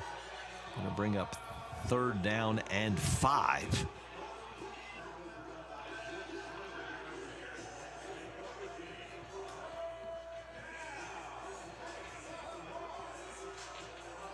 All those sacks that Mercer had in the first half have negated a fairly somewhat effective rushing attack that VMI was able to have.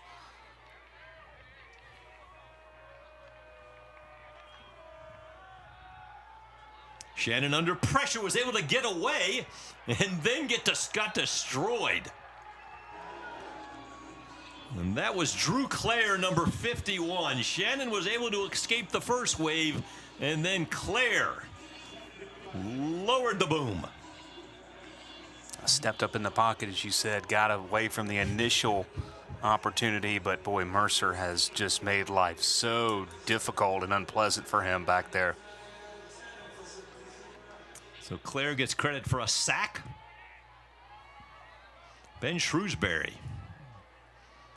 put on a punting clinic in the first half. Both punters have done a great job. That rocket looks like it's going to sail into the end zone on the fly. Shrewsbury let it rip. Bears ball when we come back. VMI's drive started impressively, and then the Bears defense locked them down. 12:02 to go, third quarter. You're watching Southern Conference football on ESPN.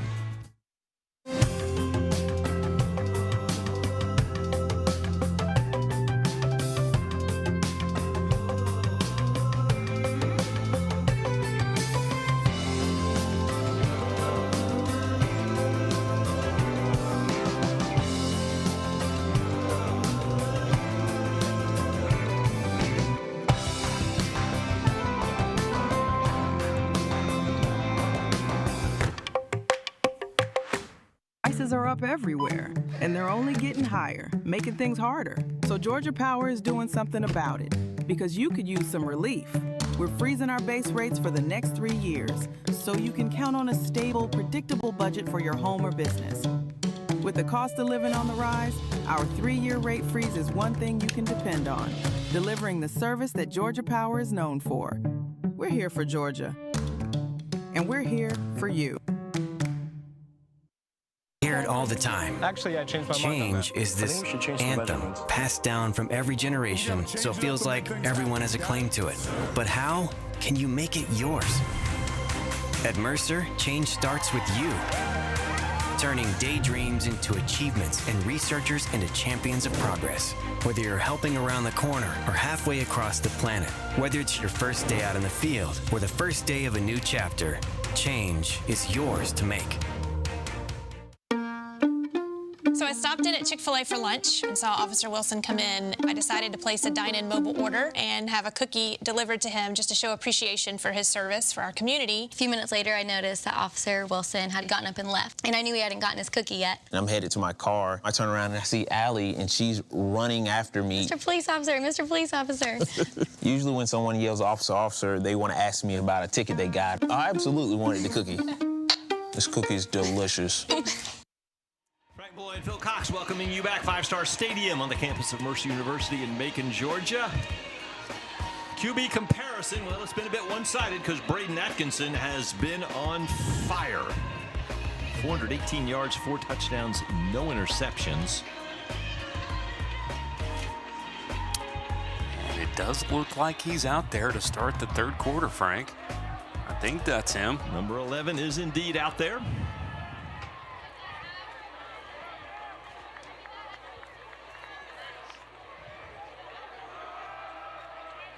Hand the ball off as the Bears trying to establish the running attack. And the pile is still moving, still going past the first down marker, all the way up to about the 33-yard line.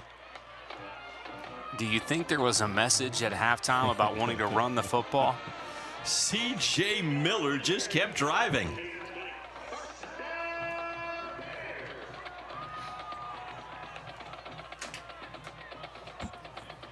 First down run, C.J. Miller. Bears now at the 34.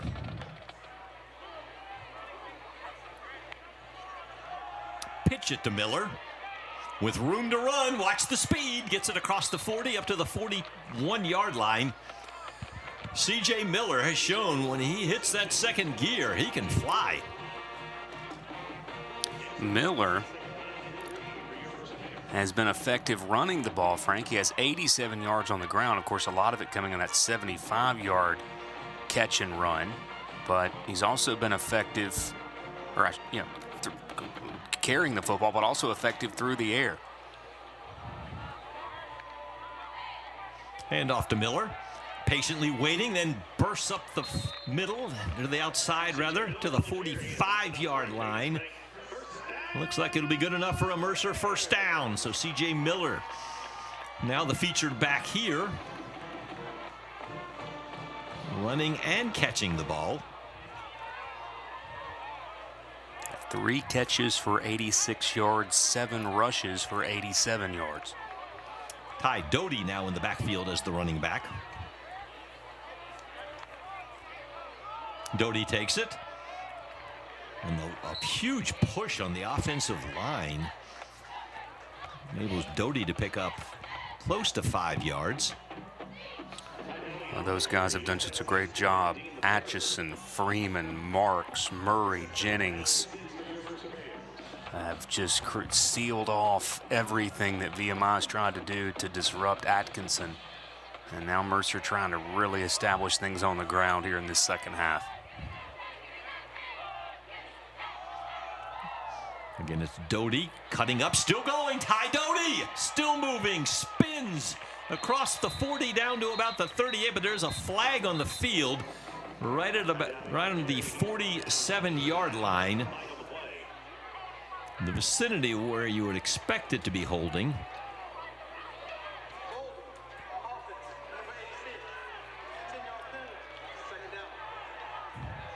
Holding is the call when negate the first down run from Ty Doty. We'll move the ball back. It's just the third penalty, Frank. Remember, that was that unnecessary roughness, and then there was an offside to start the second half. Mercer's played a very clean game from a penalty standpoint. All right, negates the first down run, brings up 2nd and 11.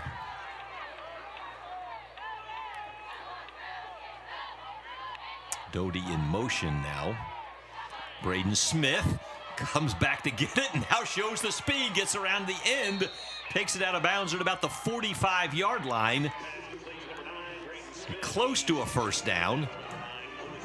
That would be Smith's 9th catch of the day.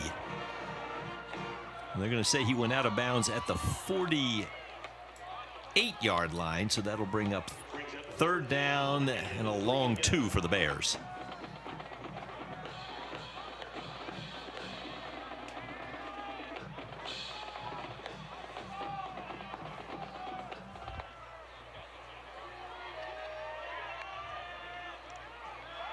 Fake to Miller.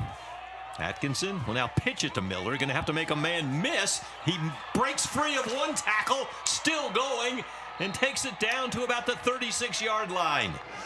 Pure effort by C.J. Miller was stopped short of the first down and was able to slip away and then use his strength and speed. Keydets had a shot at him, but were able to bring down the redshirt junior from Gadsden, Alabama.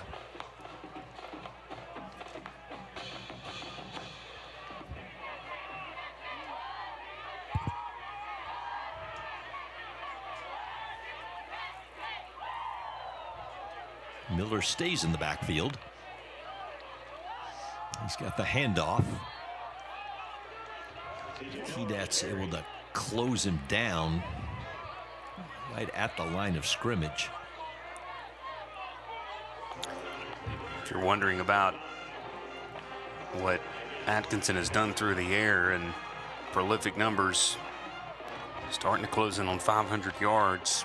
You remember that game that Fred Payton had at Sanford back in November of 2022 when he unleashed 514 yards in Birmingham. That's what Atkinson is chasing.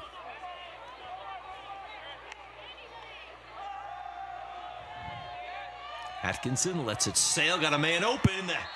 Ajante Dabbs, who's had a big game himself. That is his 5th catch. That's going to be good for another Mercer first down. This time right around the 17-yard line. The Bears will go 1st and 10. Under 7 minutes to go, 3rd quarter. Mercer looking to add on to a 41-0 lead. This is also the first time that 2 receivers have had over 100 yards of receiving yardage since September of 23 in a game versus Morehead State. The reverse, Braden Smith. Keydets saw that coming. Smith's going to have to do what he can to try and get back, but good defense by VMI. The Keydets smelled that one out. Excellent work. I think Braden Smith for a moment considered throwing that football. I think he did too. Looked like Deion Sanders out there with it for a second. That's going to be a loss of about 7 on the play. So 2nd down now, and we'll call it 16. Tyrell Cord is the running back. Atkinson, a little high, trying to find Dabbs off his fingertips inside the 10-yard line.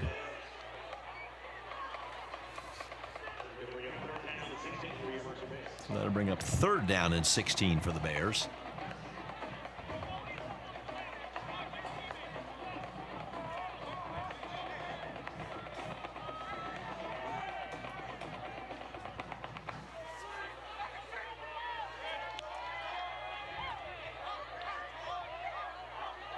Let's see if the Keydets try and bring pressure.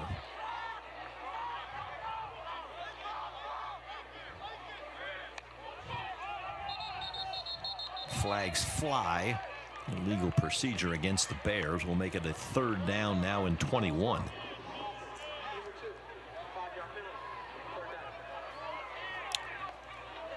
Mercer with their backup center out there, Blake Martin.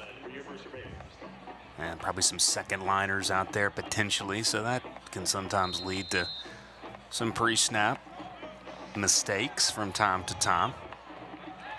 A chance for a lot of guys who put in the work on the practice field to get a chance to get out there and get some snaps.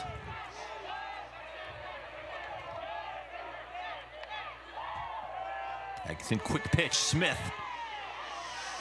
A couple blockers in front, but the Keydets again fly to the football, led by number 26 Corey Crump, who made the tackle. Ball's going to be put at about the 24-yard line. It would be a 41-yard field goal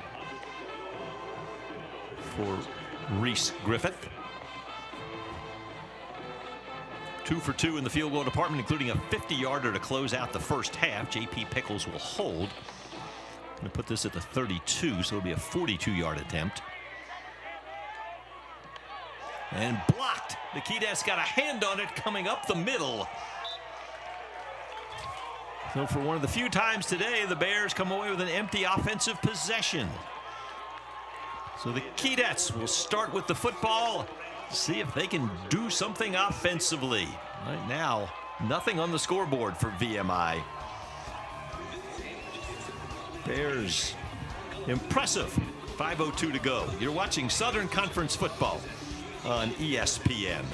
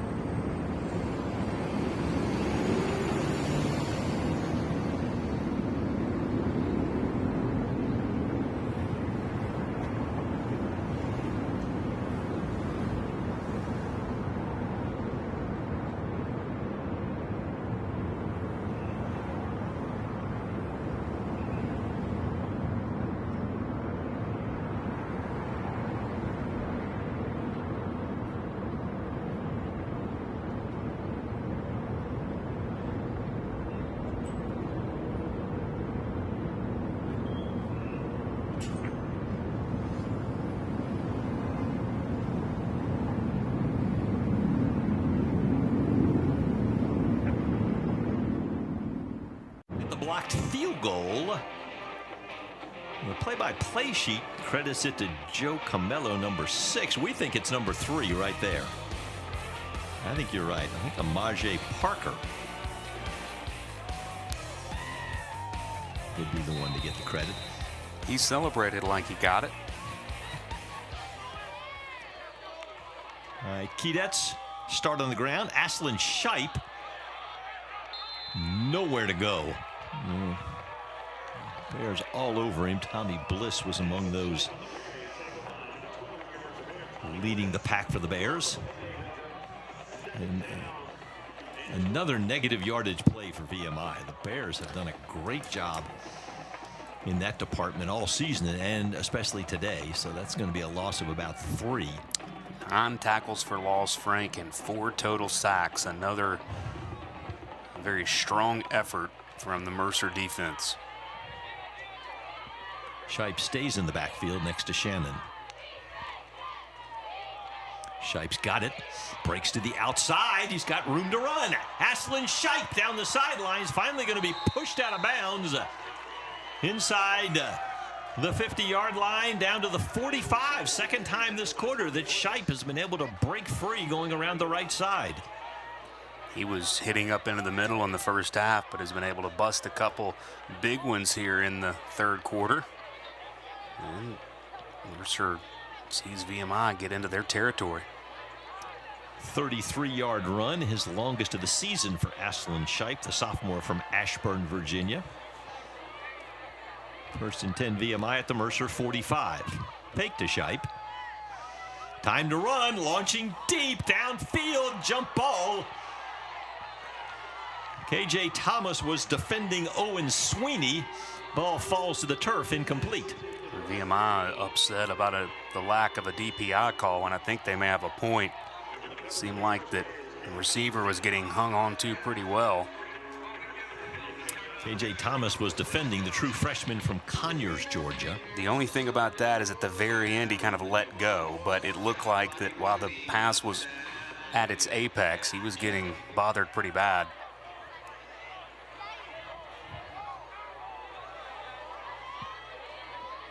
Luke Shallow now checks in as the running back for the Keydets. Fake to Shallow. Pass is batted down. Big number 1, I believe, Dan Hicks, who had a pass batted down earlier.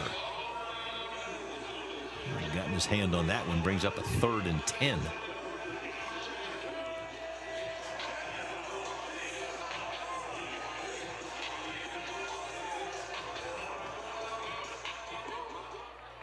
Danny Rocco has not gone for it on a 4th down yet here today. See if he changes his mind depending on what VMI can do here on 3rd down. Bears come up the middle with the blitz, and down he goes.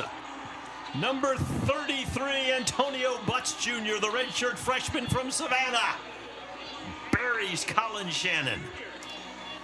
The 5th sack of the day for Mercer, as they have brought the heat all afternoon.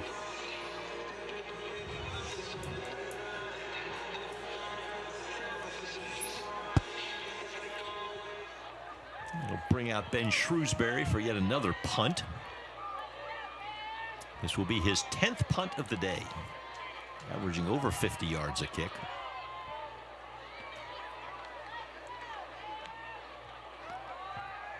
That one end over end, going to hit it about the 24 and kind of drop right there. So the Bears will take over from their own 23. So the Mercer defense applies the pressure. The Antonio Butts Jr. sack.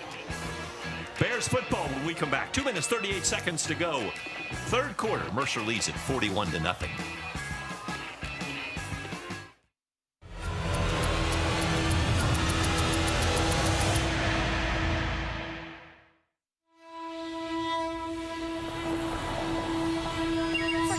I changed my schedule. You hear it all the time. Actually, I changed my mind on that. This one-syllable verb that gets you on your feet Now let's change setting. and ready to take on Change this and bring it closer. anything. I think we should change the measurements. Change is this anthem Let's change the pace. You gotta change passed down from every generation, so it feels like everyone has a claim to it. But how can you make it yours? At Mercer, change starts with you. It's in that moment when you discover your passion for helping others across the globe. It's when you wake up before the alarm goes off to welcome the sunrise with your teammates. It's when you find the friends that feel closer than your own family. You can be the force that breaks barriers in serving the community and the world. The visionary that develops homegrown talent into world-class icons. And the next big thing that brings the next big thing. Your stories can flip expectations on first-year experiences or turn semesters overseas into lifelong missions for global good. With our passionate professors guiding you, you never have to shy away from what's never been done before, and together, challenge those who said it couldn't be done. Your impact happens here and now and years down the line. You can make change happen anywhere. At Mercer, it can happen on game day, at office hours, and on the hike back to your base camp. Turning daydreams into achievements and researchers into champions of progress. Whether you're helping around the corner or halfway across the planet, whether it's your first day out in the field or the first day of a new chapter, change is yours to make. So, the next time you hear about change, think about where you can start and know that at Mercer, everyone majors in changing the world.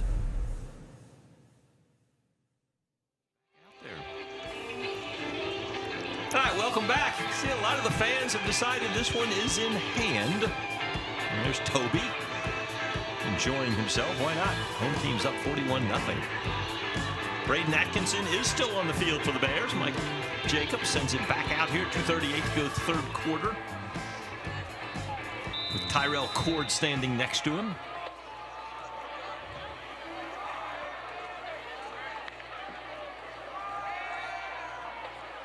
A little pitch, Apollos Cook, the tight end, running down the field across the 35.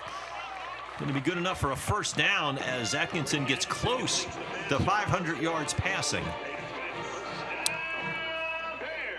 I believe that is now the 8th different receiver to catch a pass from Atkinson today, Frank. Call that the 38.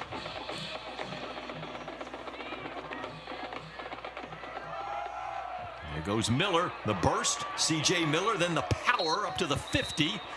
First down run for C.J. Miller. Continues to show off today. That would put Miller over 100 yards rushing. He also has 98 yards receiving. Really having to dig into the record books.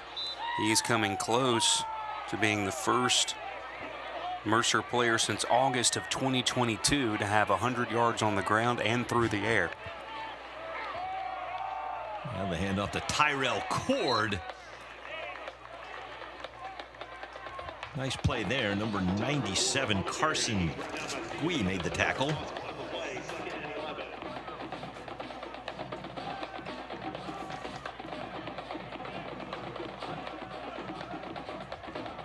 Loss of a yard on the play. We tick down towards the 1 minute mark here in the third quarter.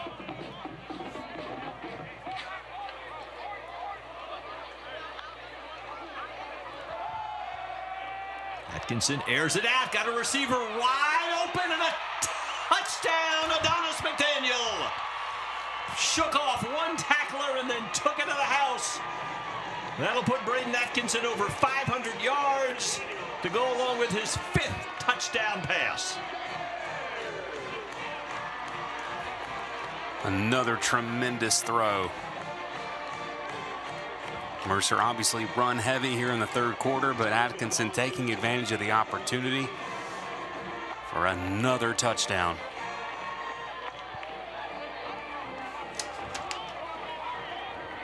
Reese Griffith on to put the 48th point on the board for the Bears. So with 53 seconds to go, third quarter, the Bears strike again, 51 yards. Braden Atkinson to Adonis McDaniel. Perfectly thrown, great catch. Shook off the Robert Powell attempted tackle and then trotted in, and there you see Braden Atkinson. Now with 538 yards passing today. And again, we're talking about that Fred Payton game versus the Citadel. He had 514 yards through the air versus Samford on November 19th, 2022. Atkinson has now broken that. A true freshman. Now over 2,000 yards on the season with 21 touchdowns and only 4 interceptions.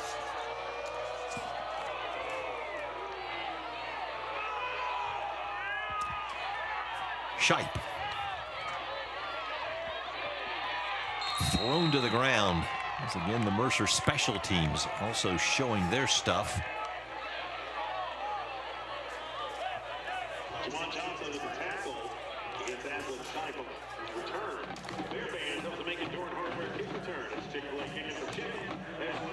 So a great 3 quarters worth of work for the freshman Braden Atkinson. Now the VMI offense only able to sustain 1 drive, and that resulted in a missed field goal.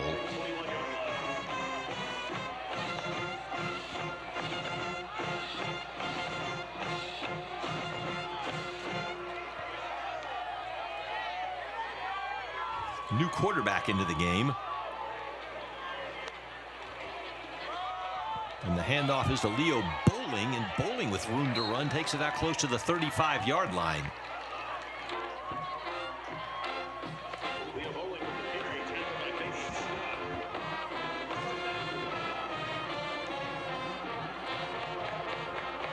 Donna Utsi is the quarterback, the freshman from Richmond, Virginia.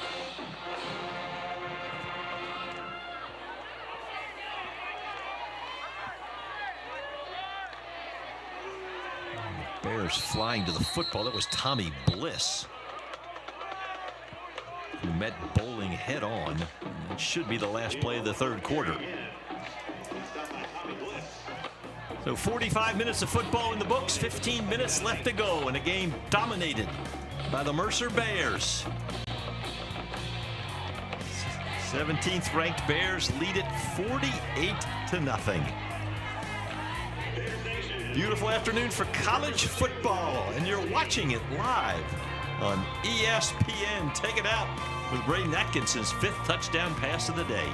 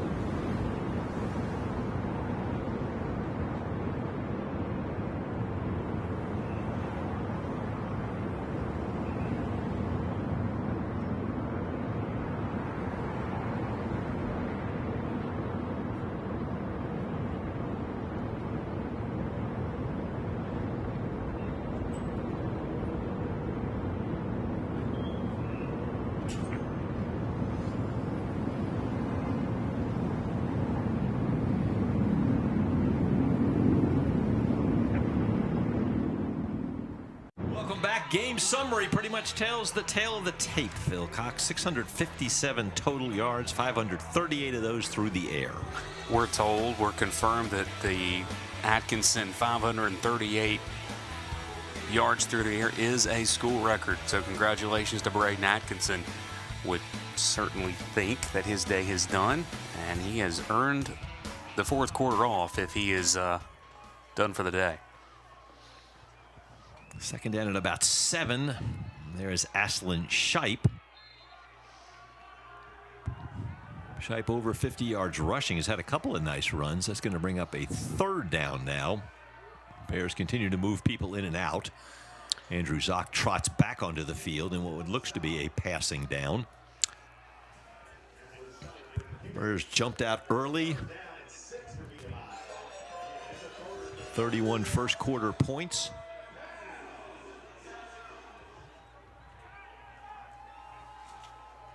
VMI team, Frank, certainly hope able to get out of here without any injuries. Big game for them next week in the big rivalry game versus the Citadel Bulldogs. Here come the Bears on the rush. Pass incomplete.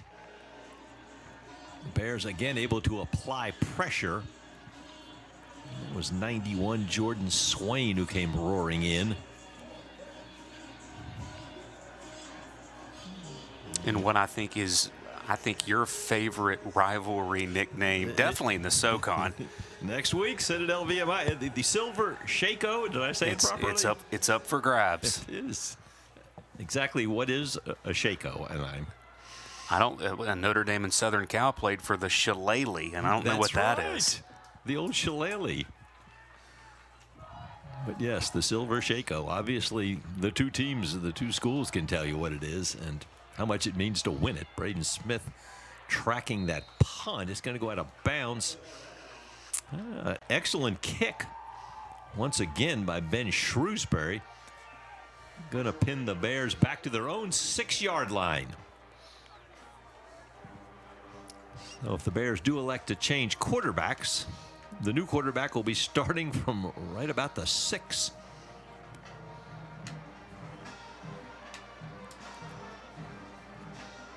Take a look. The band still enjoying play. And number 19 is in for the Bears. And that would be J.P. Pickles, the redshirt freshman from Tallahassee. Has seen some action. Most of the time it's been as a runner. He's come in as kind of a change of pace and run the ball. This time he's going to hand off, though. A couple of nice moves by Tyrell Cord. Able to take it out to about the 10-yard line. Gain of 4 for Cord. Mercer really doing a heck of a job, Frank, in taking advantage of the bye week. You sometimes get a little bit concerned. How will a team respond? Coach Jacobs talking about working on things in practice, and no letdown today. Nick Land was in on that last tackle to limit Cord to 4 yards.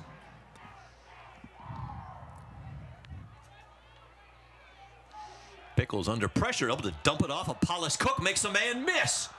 Cuts it upfield and gets to the 30-yard line. Nice run after the catch by the redshirt sophomore from Lexington, South Carolina. And a first down for the Bears. Mercer looks like they're well on their way to eclipsing 700 yards of total offense today. Not a number you see a lot.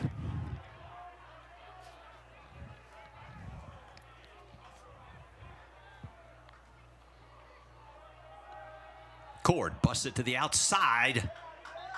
Nice play right there. Number 4, Amaje Parker, sophomore from Charlottesville, Virginia. Big part of this VMI defense. I would be interested to ask Coach Jacobs, Frank, at the end of the game, were you more pleased with your offense or more pleased with your defense? Good point. When you're up 48-0, both have played exceptionally well. Special teams have been good. Yep. That's what. Yeah, he'd probably want to throw special teams in that conversation too. He would most certainly mention them. Now Pickles, tuck it. And lowers the head. He ain't sliding. He took on number 43, Henry Burling, the linebacker. Pickles, big guy, 6'1", 215-pound, redshirt freshman. Able to get it across the 35 to the 36, brings up 3rd down and 3 as we go under 12 minutes to play. No, you wait that long to play? I'm not sliding. Nope. There he goes right there. I'll take you on. Now Pickles dumps it out. Cord makes a man miss, cuts it up, still running. 1st down, Mercer. Tyrell Cord did an excellent job of getting past the first man, which would have stopped him short of the 1st down, and the Bears move the chains. Now 1st and 10 at their own 42. Cord seeking out contact himself.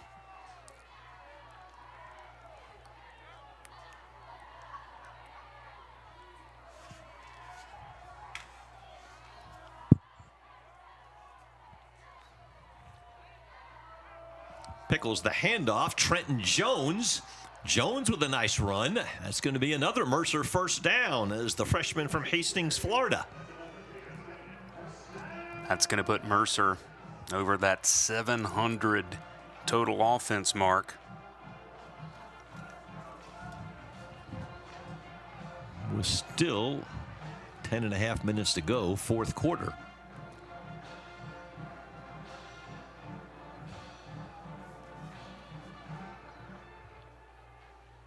Cord, room to run up the middle. Tyrell Cord cuts to the outside. Stops, still going, finally. Isaiah Grievous slings him to the ground, but not before another 1st down run for Tyrell Cord, the junior from Charlotte, North Carolina. Mercer offensive line, even with backups in there, at some slots, still opening huge holes. Bears, this drive started at their own 6. They've pushed it down to the VMI 29. Ty Doty checks in as the running back. There's Doty pushing ahead. Spins free, takes it down about the 23-yard line. 5-yard 1st down run for Doty, another freshman. Everybody who's gotten the football on this drive has run hard, whether it's Pickles, Doty, Cord.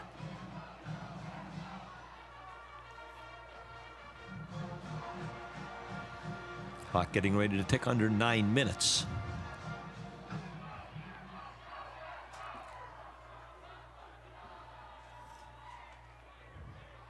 Fake to Doty. Pass complete. Sideline pattern. Number 83 into the ball game there. Kamari Simmons. Simmons, a sophomore from Hardyville, South Carolina. Talked about all the receivers catching the ball in that, I believe it was that Princeton game. Now 10 different Bears have caught a pass here today. 1st and 10, Mercer at the VMI 15. Cook in motion. Give us to Doty, the speed into the end zone for a touchdown. What blocking. The Bears buried the VMI defense, and Ty Doty takes it to the house. And the Bears have cracked 50.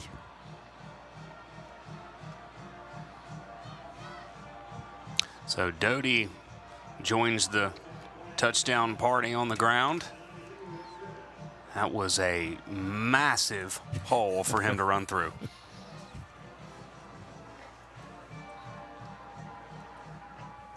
Doty's first rushing touchdown as a Mercer Bear. He does have a receiving touchdown. Reese Griffith bangs it home the extra point. And the Bears lead 55-0. A football clinic for Mike Jacobs and the Bears. We take it out with the Doty touchdown run. You're watching Southern Conference football on ESPN.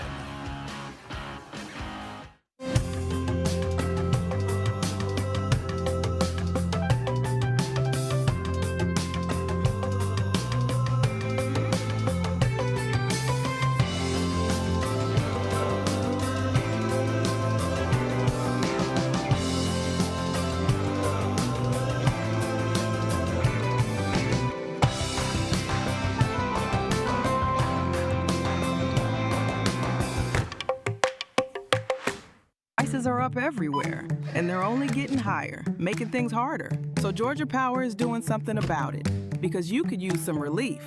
We're freezing our base rates for the next 3 years, so you can count on a stable, predictable budget for your home or business. With the cost of living on the rise, our 3-year rate freeze is one thing you can depend on, delivering the service that Georgia Power is known for. We're here for Georgia, and we're here for you. Hear it all the time. Actually, I changed my mind on that. Change is I this think we should change the anthem measurements. passed down from every generation, so it feels like everyone has a claim to it. But how can you make it yours? At Mercer, change starts with you. Turning daydreams into achievements and researchers into champions of progress. Whether you're helping around the corner or halfway across the planet, whether it's your first day out in the field or the first day of a new chapter, change is yours to make.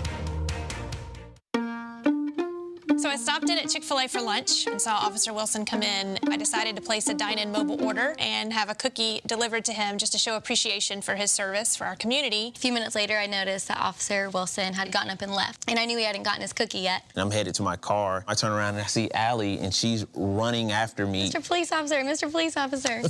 Usually when someone yells officer, officer, they want to ask me about a ticket they got. I absolutely wanted the cookie. This cookie's delicious. Welcome back. If you look through the pile of players, there he is. He stood up for us. Braden Atkinson. A young-looking fella. He's a true freshman, but his poise in the pocket and what he has done this year, pretty amazing. And today, 538 yards, 5 touchdowns, no INTs. That's your SoCon Offensive Player of the Week right there. You would think. There's the young man. The Bears will kick off. Bowling. Sprints to the outside, breaks one tackle, and going to be knocked out of bounds at about the 28-yard line, and that's where VMI will take over. 1st and 10. Bears have a man down, lost a shoe on the special teams.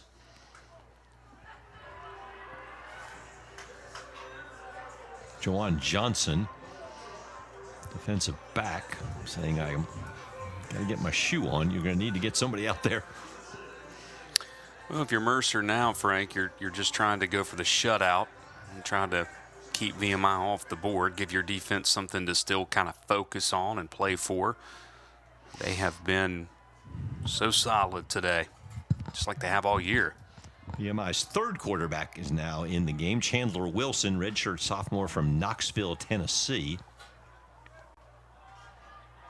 And low snap, and he's just going to go fall on it.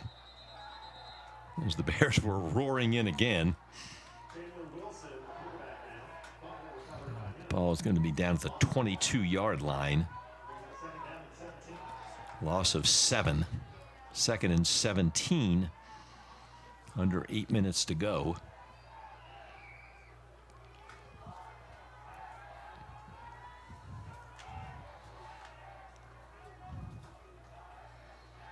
In traffic, ball batted around, incomplete. Ended up in the hands of Antonio Butts Jr.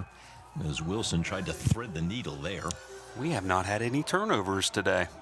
We have not. Kind of. You are correct. Hard to believe in a game like this.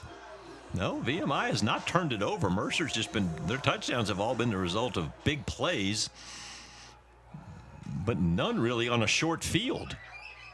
That's right. Mercer hasn't broken any type of big returns either because the punting has been so solid for VMI. The Bears have been starting most drives deep in their own territory. Here comes the rush. The pass dumped off. Cade Cox makes the catch. Nice tackle right there. Christian Davis, number 16 on the tackle. And another 3 and out for the Keydets. And speaking of good punting, Ben Shrewsbury back out onto the field.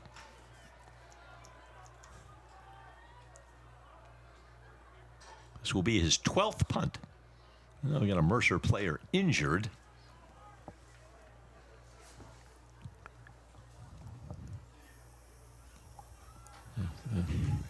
So, well, players now up and trotting off the field. That was number 99. Look like Caden Camise. So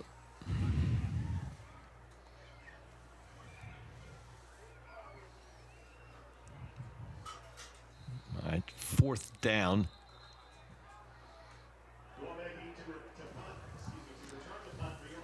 Shrewsbury with his 12th punt. He's averaging 49.2 yards.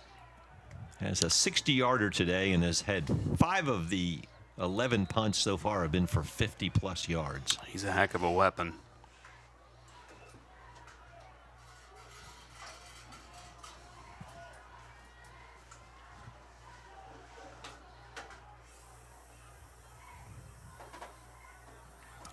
Punt is away. Late fair catch signal right there by Braden Smith. Bears football when we come back. 6 minutes, 53 seconds to go. 4th quarter. Bears atop the SoCon and showing why today. Special in all aspects of the game. And we're back right after this. You're watching the SoCon on ESPN.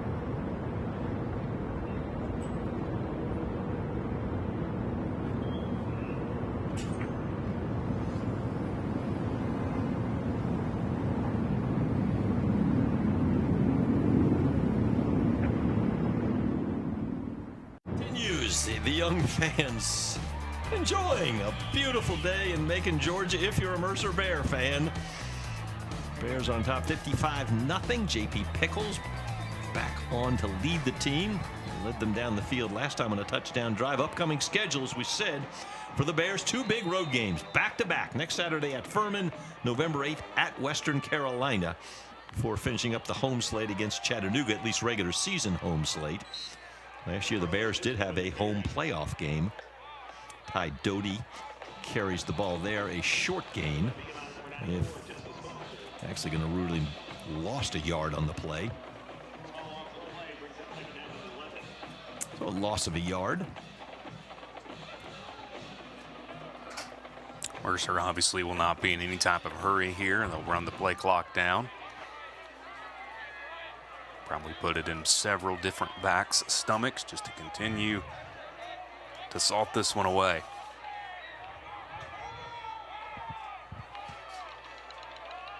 Pickles, quick out pattern. Bears continue to use a lot of different receivers. Second catch for Kamari Simmons. It's going to be good enough for a first down. So JP Pickles effectively moving the team. He's now 4 for 4 in the passing department.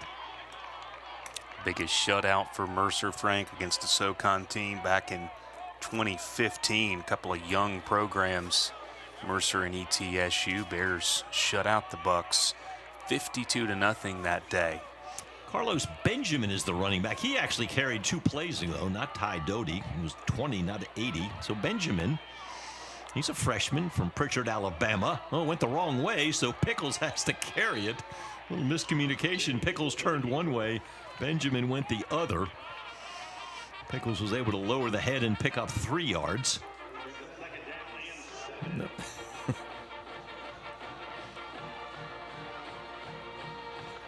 Benjamin 5'8", 175-pounder.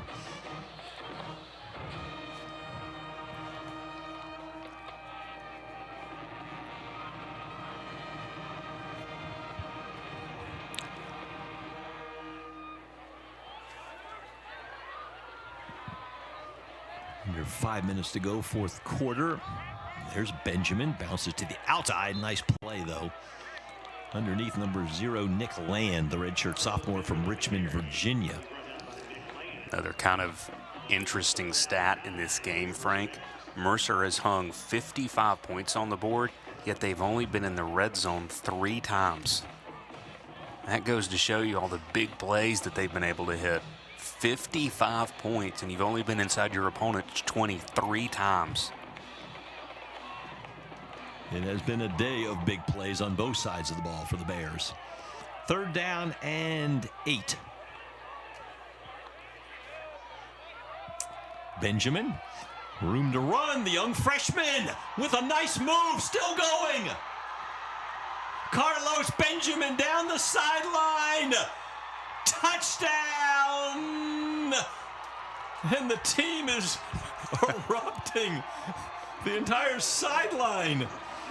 Carlos Benjamin, the freshman. Good blocking and then showed the speed, the cutback, and he took it to the house.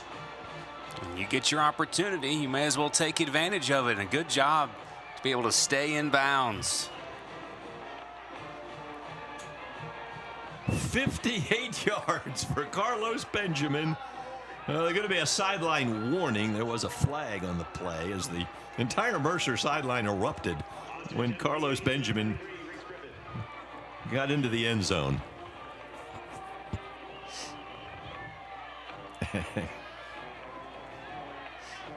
Miles Pippin, our man on the field, said Coach Jacobs was even smiling after that play. Reese Griffith back onto the field. Bears have now broken 60. And they are now at 824 total yards. That's amazing.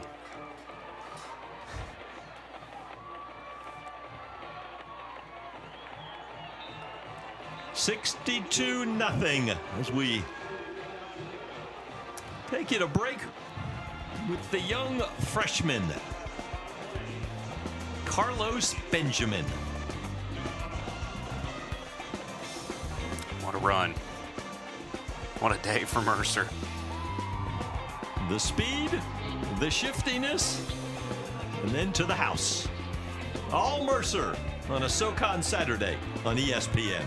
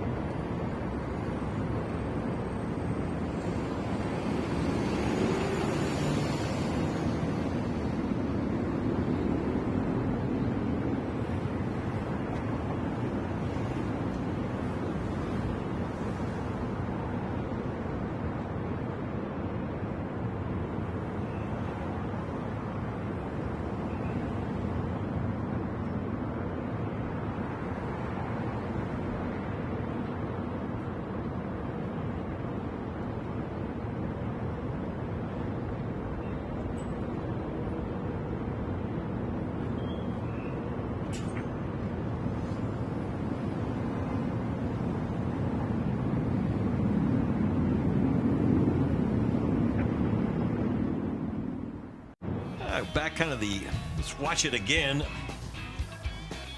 When you sign up to play college football, you never know when they're going to call your number. Not sure if Carlos Benjamin knew they would be calling his number today. But the young man from Pritchard, Alabama was ready when needed. What a great moment. And just the team moment. We heard Coach Jacobs crack a smile down there. That's just great stuff. You can see everybody on the side. There's Braden Atkinson, the freshman quarterback, who came running down there to congratulate his fellow freshman. As Aslan Sipe returns the kickoff. Still 3:46 to go.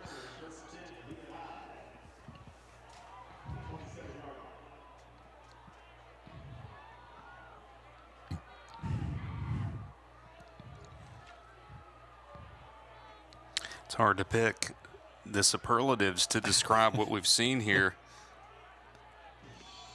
Just a slew of big plays for Mercer.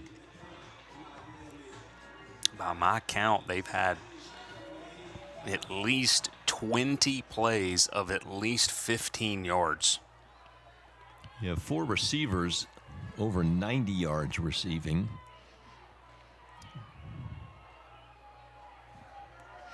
Utsi pursued, still battling, and the Bears just keep coming at him in waves. A lot of new faces out there. Number 29, Evan Taylor, redshirt freshman cornerback, among those on that tackle.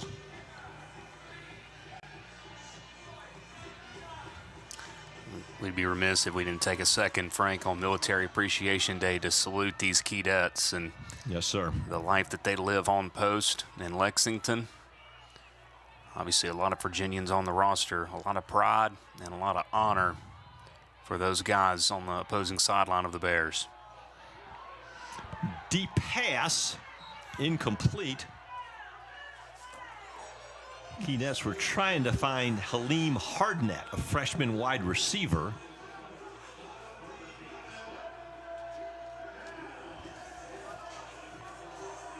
We'll bring up 3rd down and 14.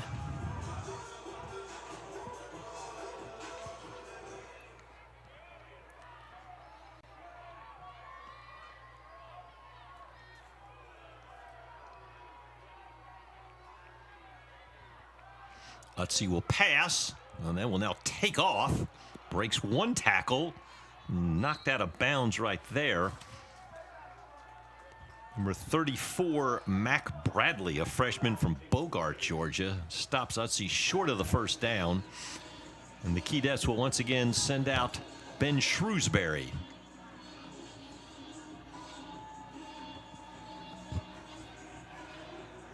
And again, Braden Smith will trot back to receive the punt.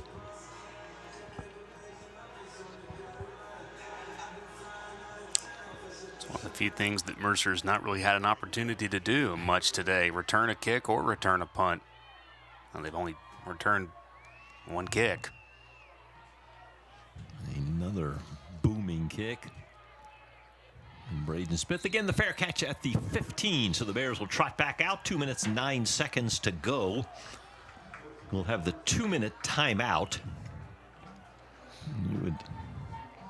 You see the young freshman, Colin Shannon, struggled today against a fierce Mercer pass rush, coming off a 419-yard performance last week against Samford.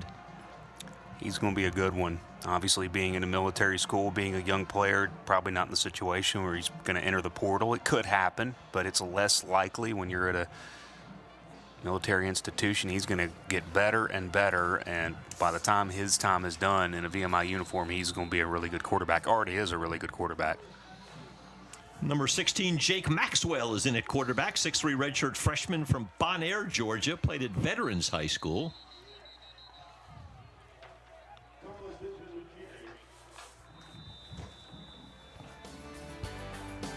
And that'll take us to the 2-minute timeout. And we'll take the 2-minute timeout here. Bears in command. You're watching Southern Conference football on ESPN.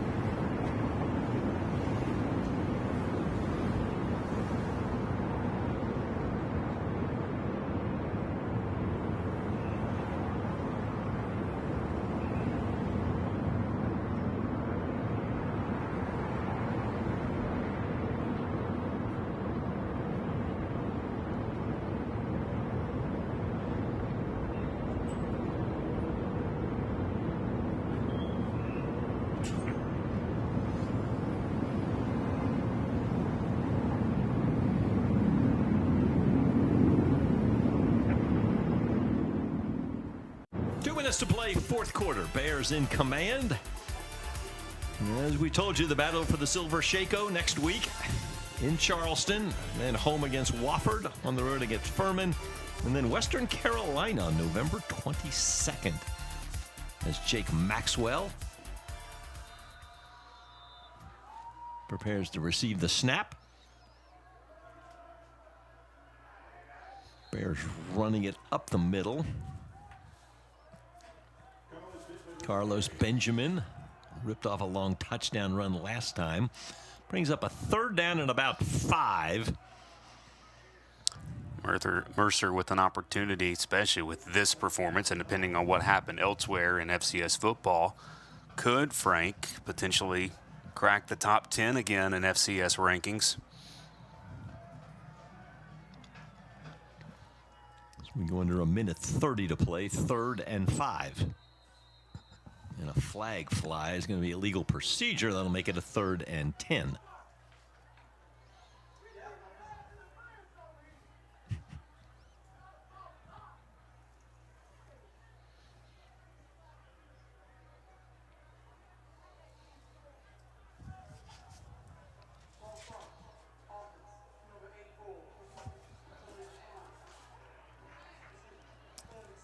Zachary Lowe, a redshirt freshman wide receiver, called with the movement.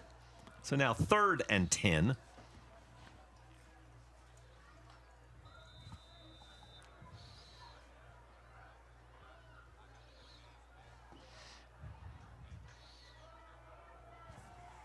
Benjamin driving ahead. Going to be short of the first down. So the Bears will, well, they started to send the punting unit out. Now Mike Jacobs stops them. He will probably take this all the way down, probably take a timeout. 20 seconds now on the play clock, still 51 on the game clock. You can see about a 34-second difference.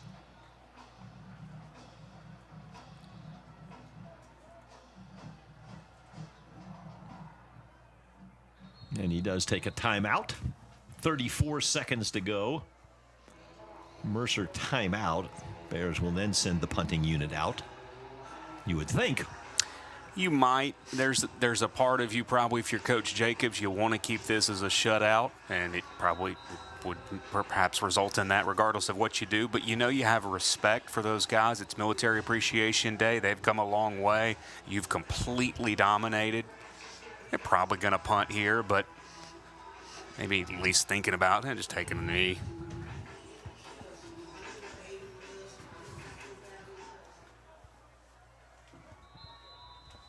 Cody Arnold, number 97, is going to come on to punt, junior from Brunswick, Georgia.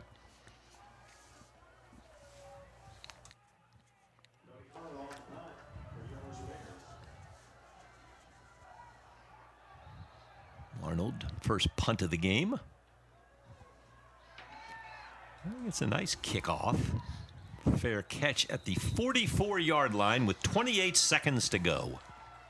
What a performance today from Mercer. You talked about Mike Jacobs wanting a quick start, and after the bye week, he got one. And Frank, Mercer is 28 seconds away from staying undefeated in the league, shutting out VMI for a second straight year, and likely cracking the top 10 in the FCS. What a day for Mercer. Bears will go to 5-0 in the SoCon, 6-1 overall.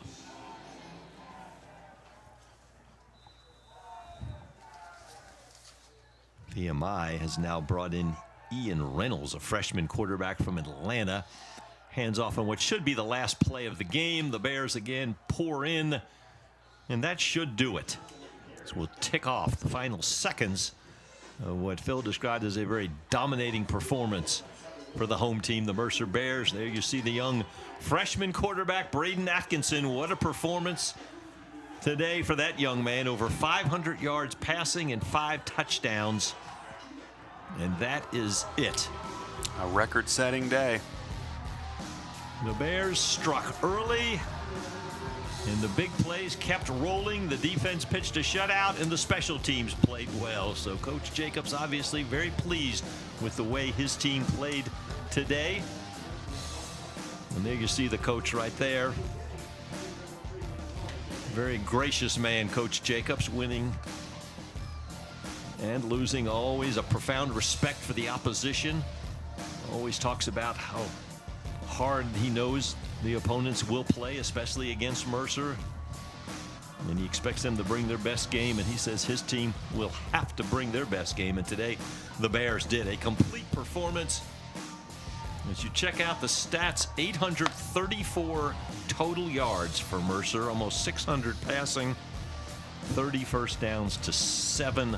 Just a dominating performance, Phil. You know, you don't like to throw that term around, but that's what it was today. I mean, that is, and again, we bring up this point. If you ask Coach Jacobs at the end of the day, were you more pleased with your offense or your defense?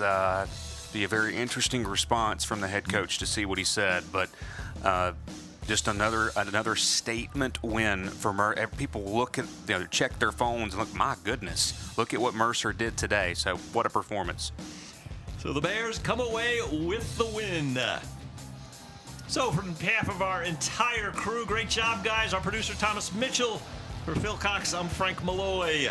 We'll take you out with some of the highlights from today's matchup. The final score on a SoCon Saturday on ESPN, Mercer 62, VMI nothing. You've been watching Southern Conference football on ESPN. Thanks for watching, everybody. Make it a safe weekend.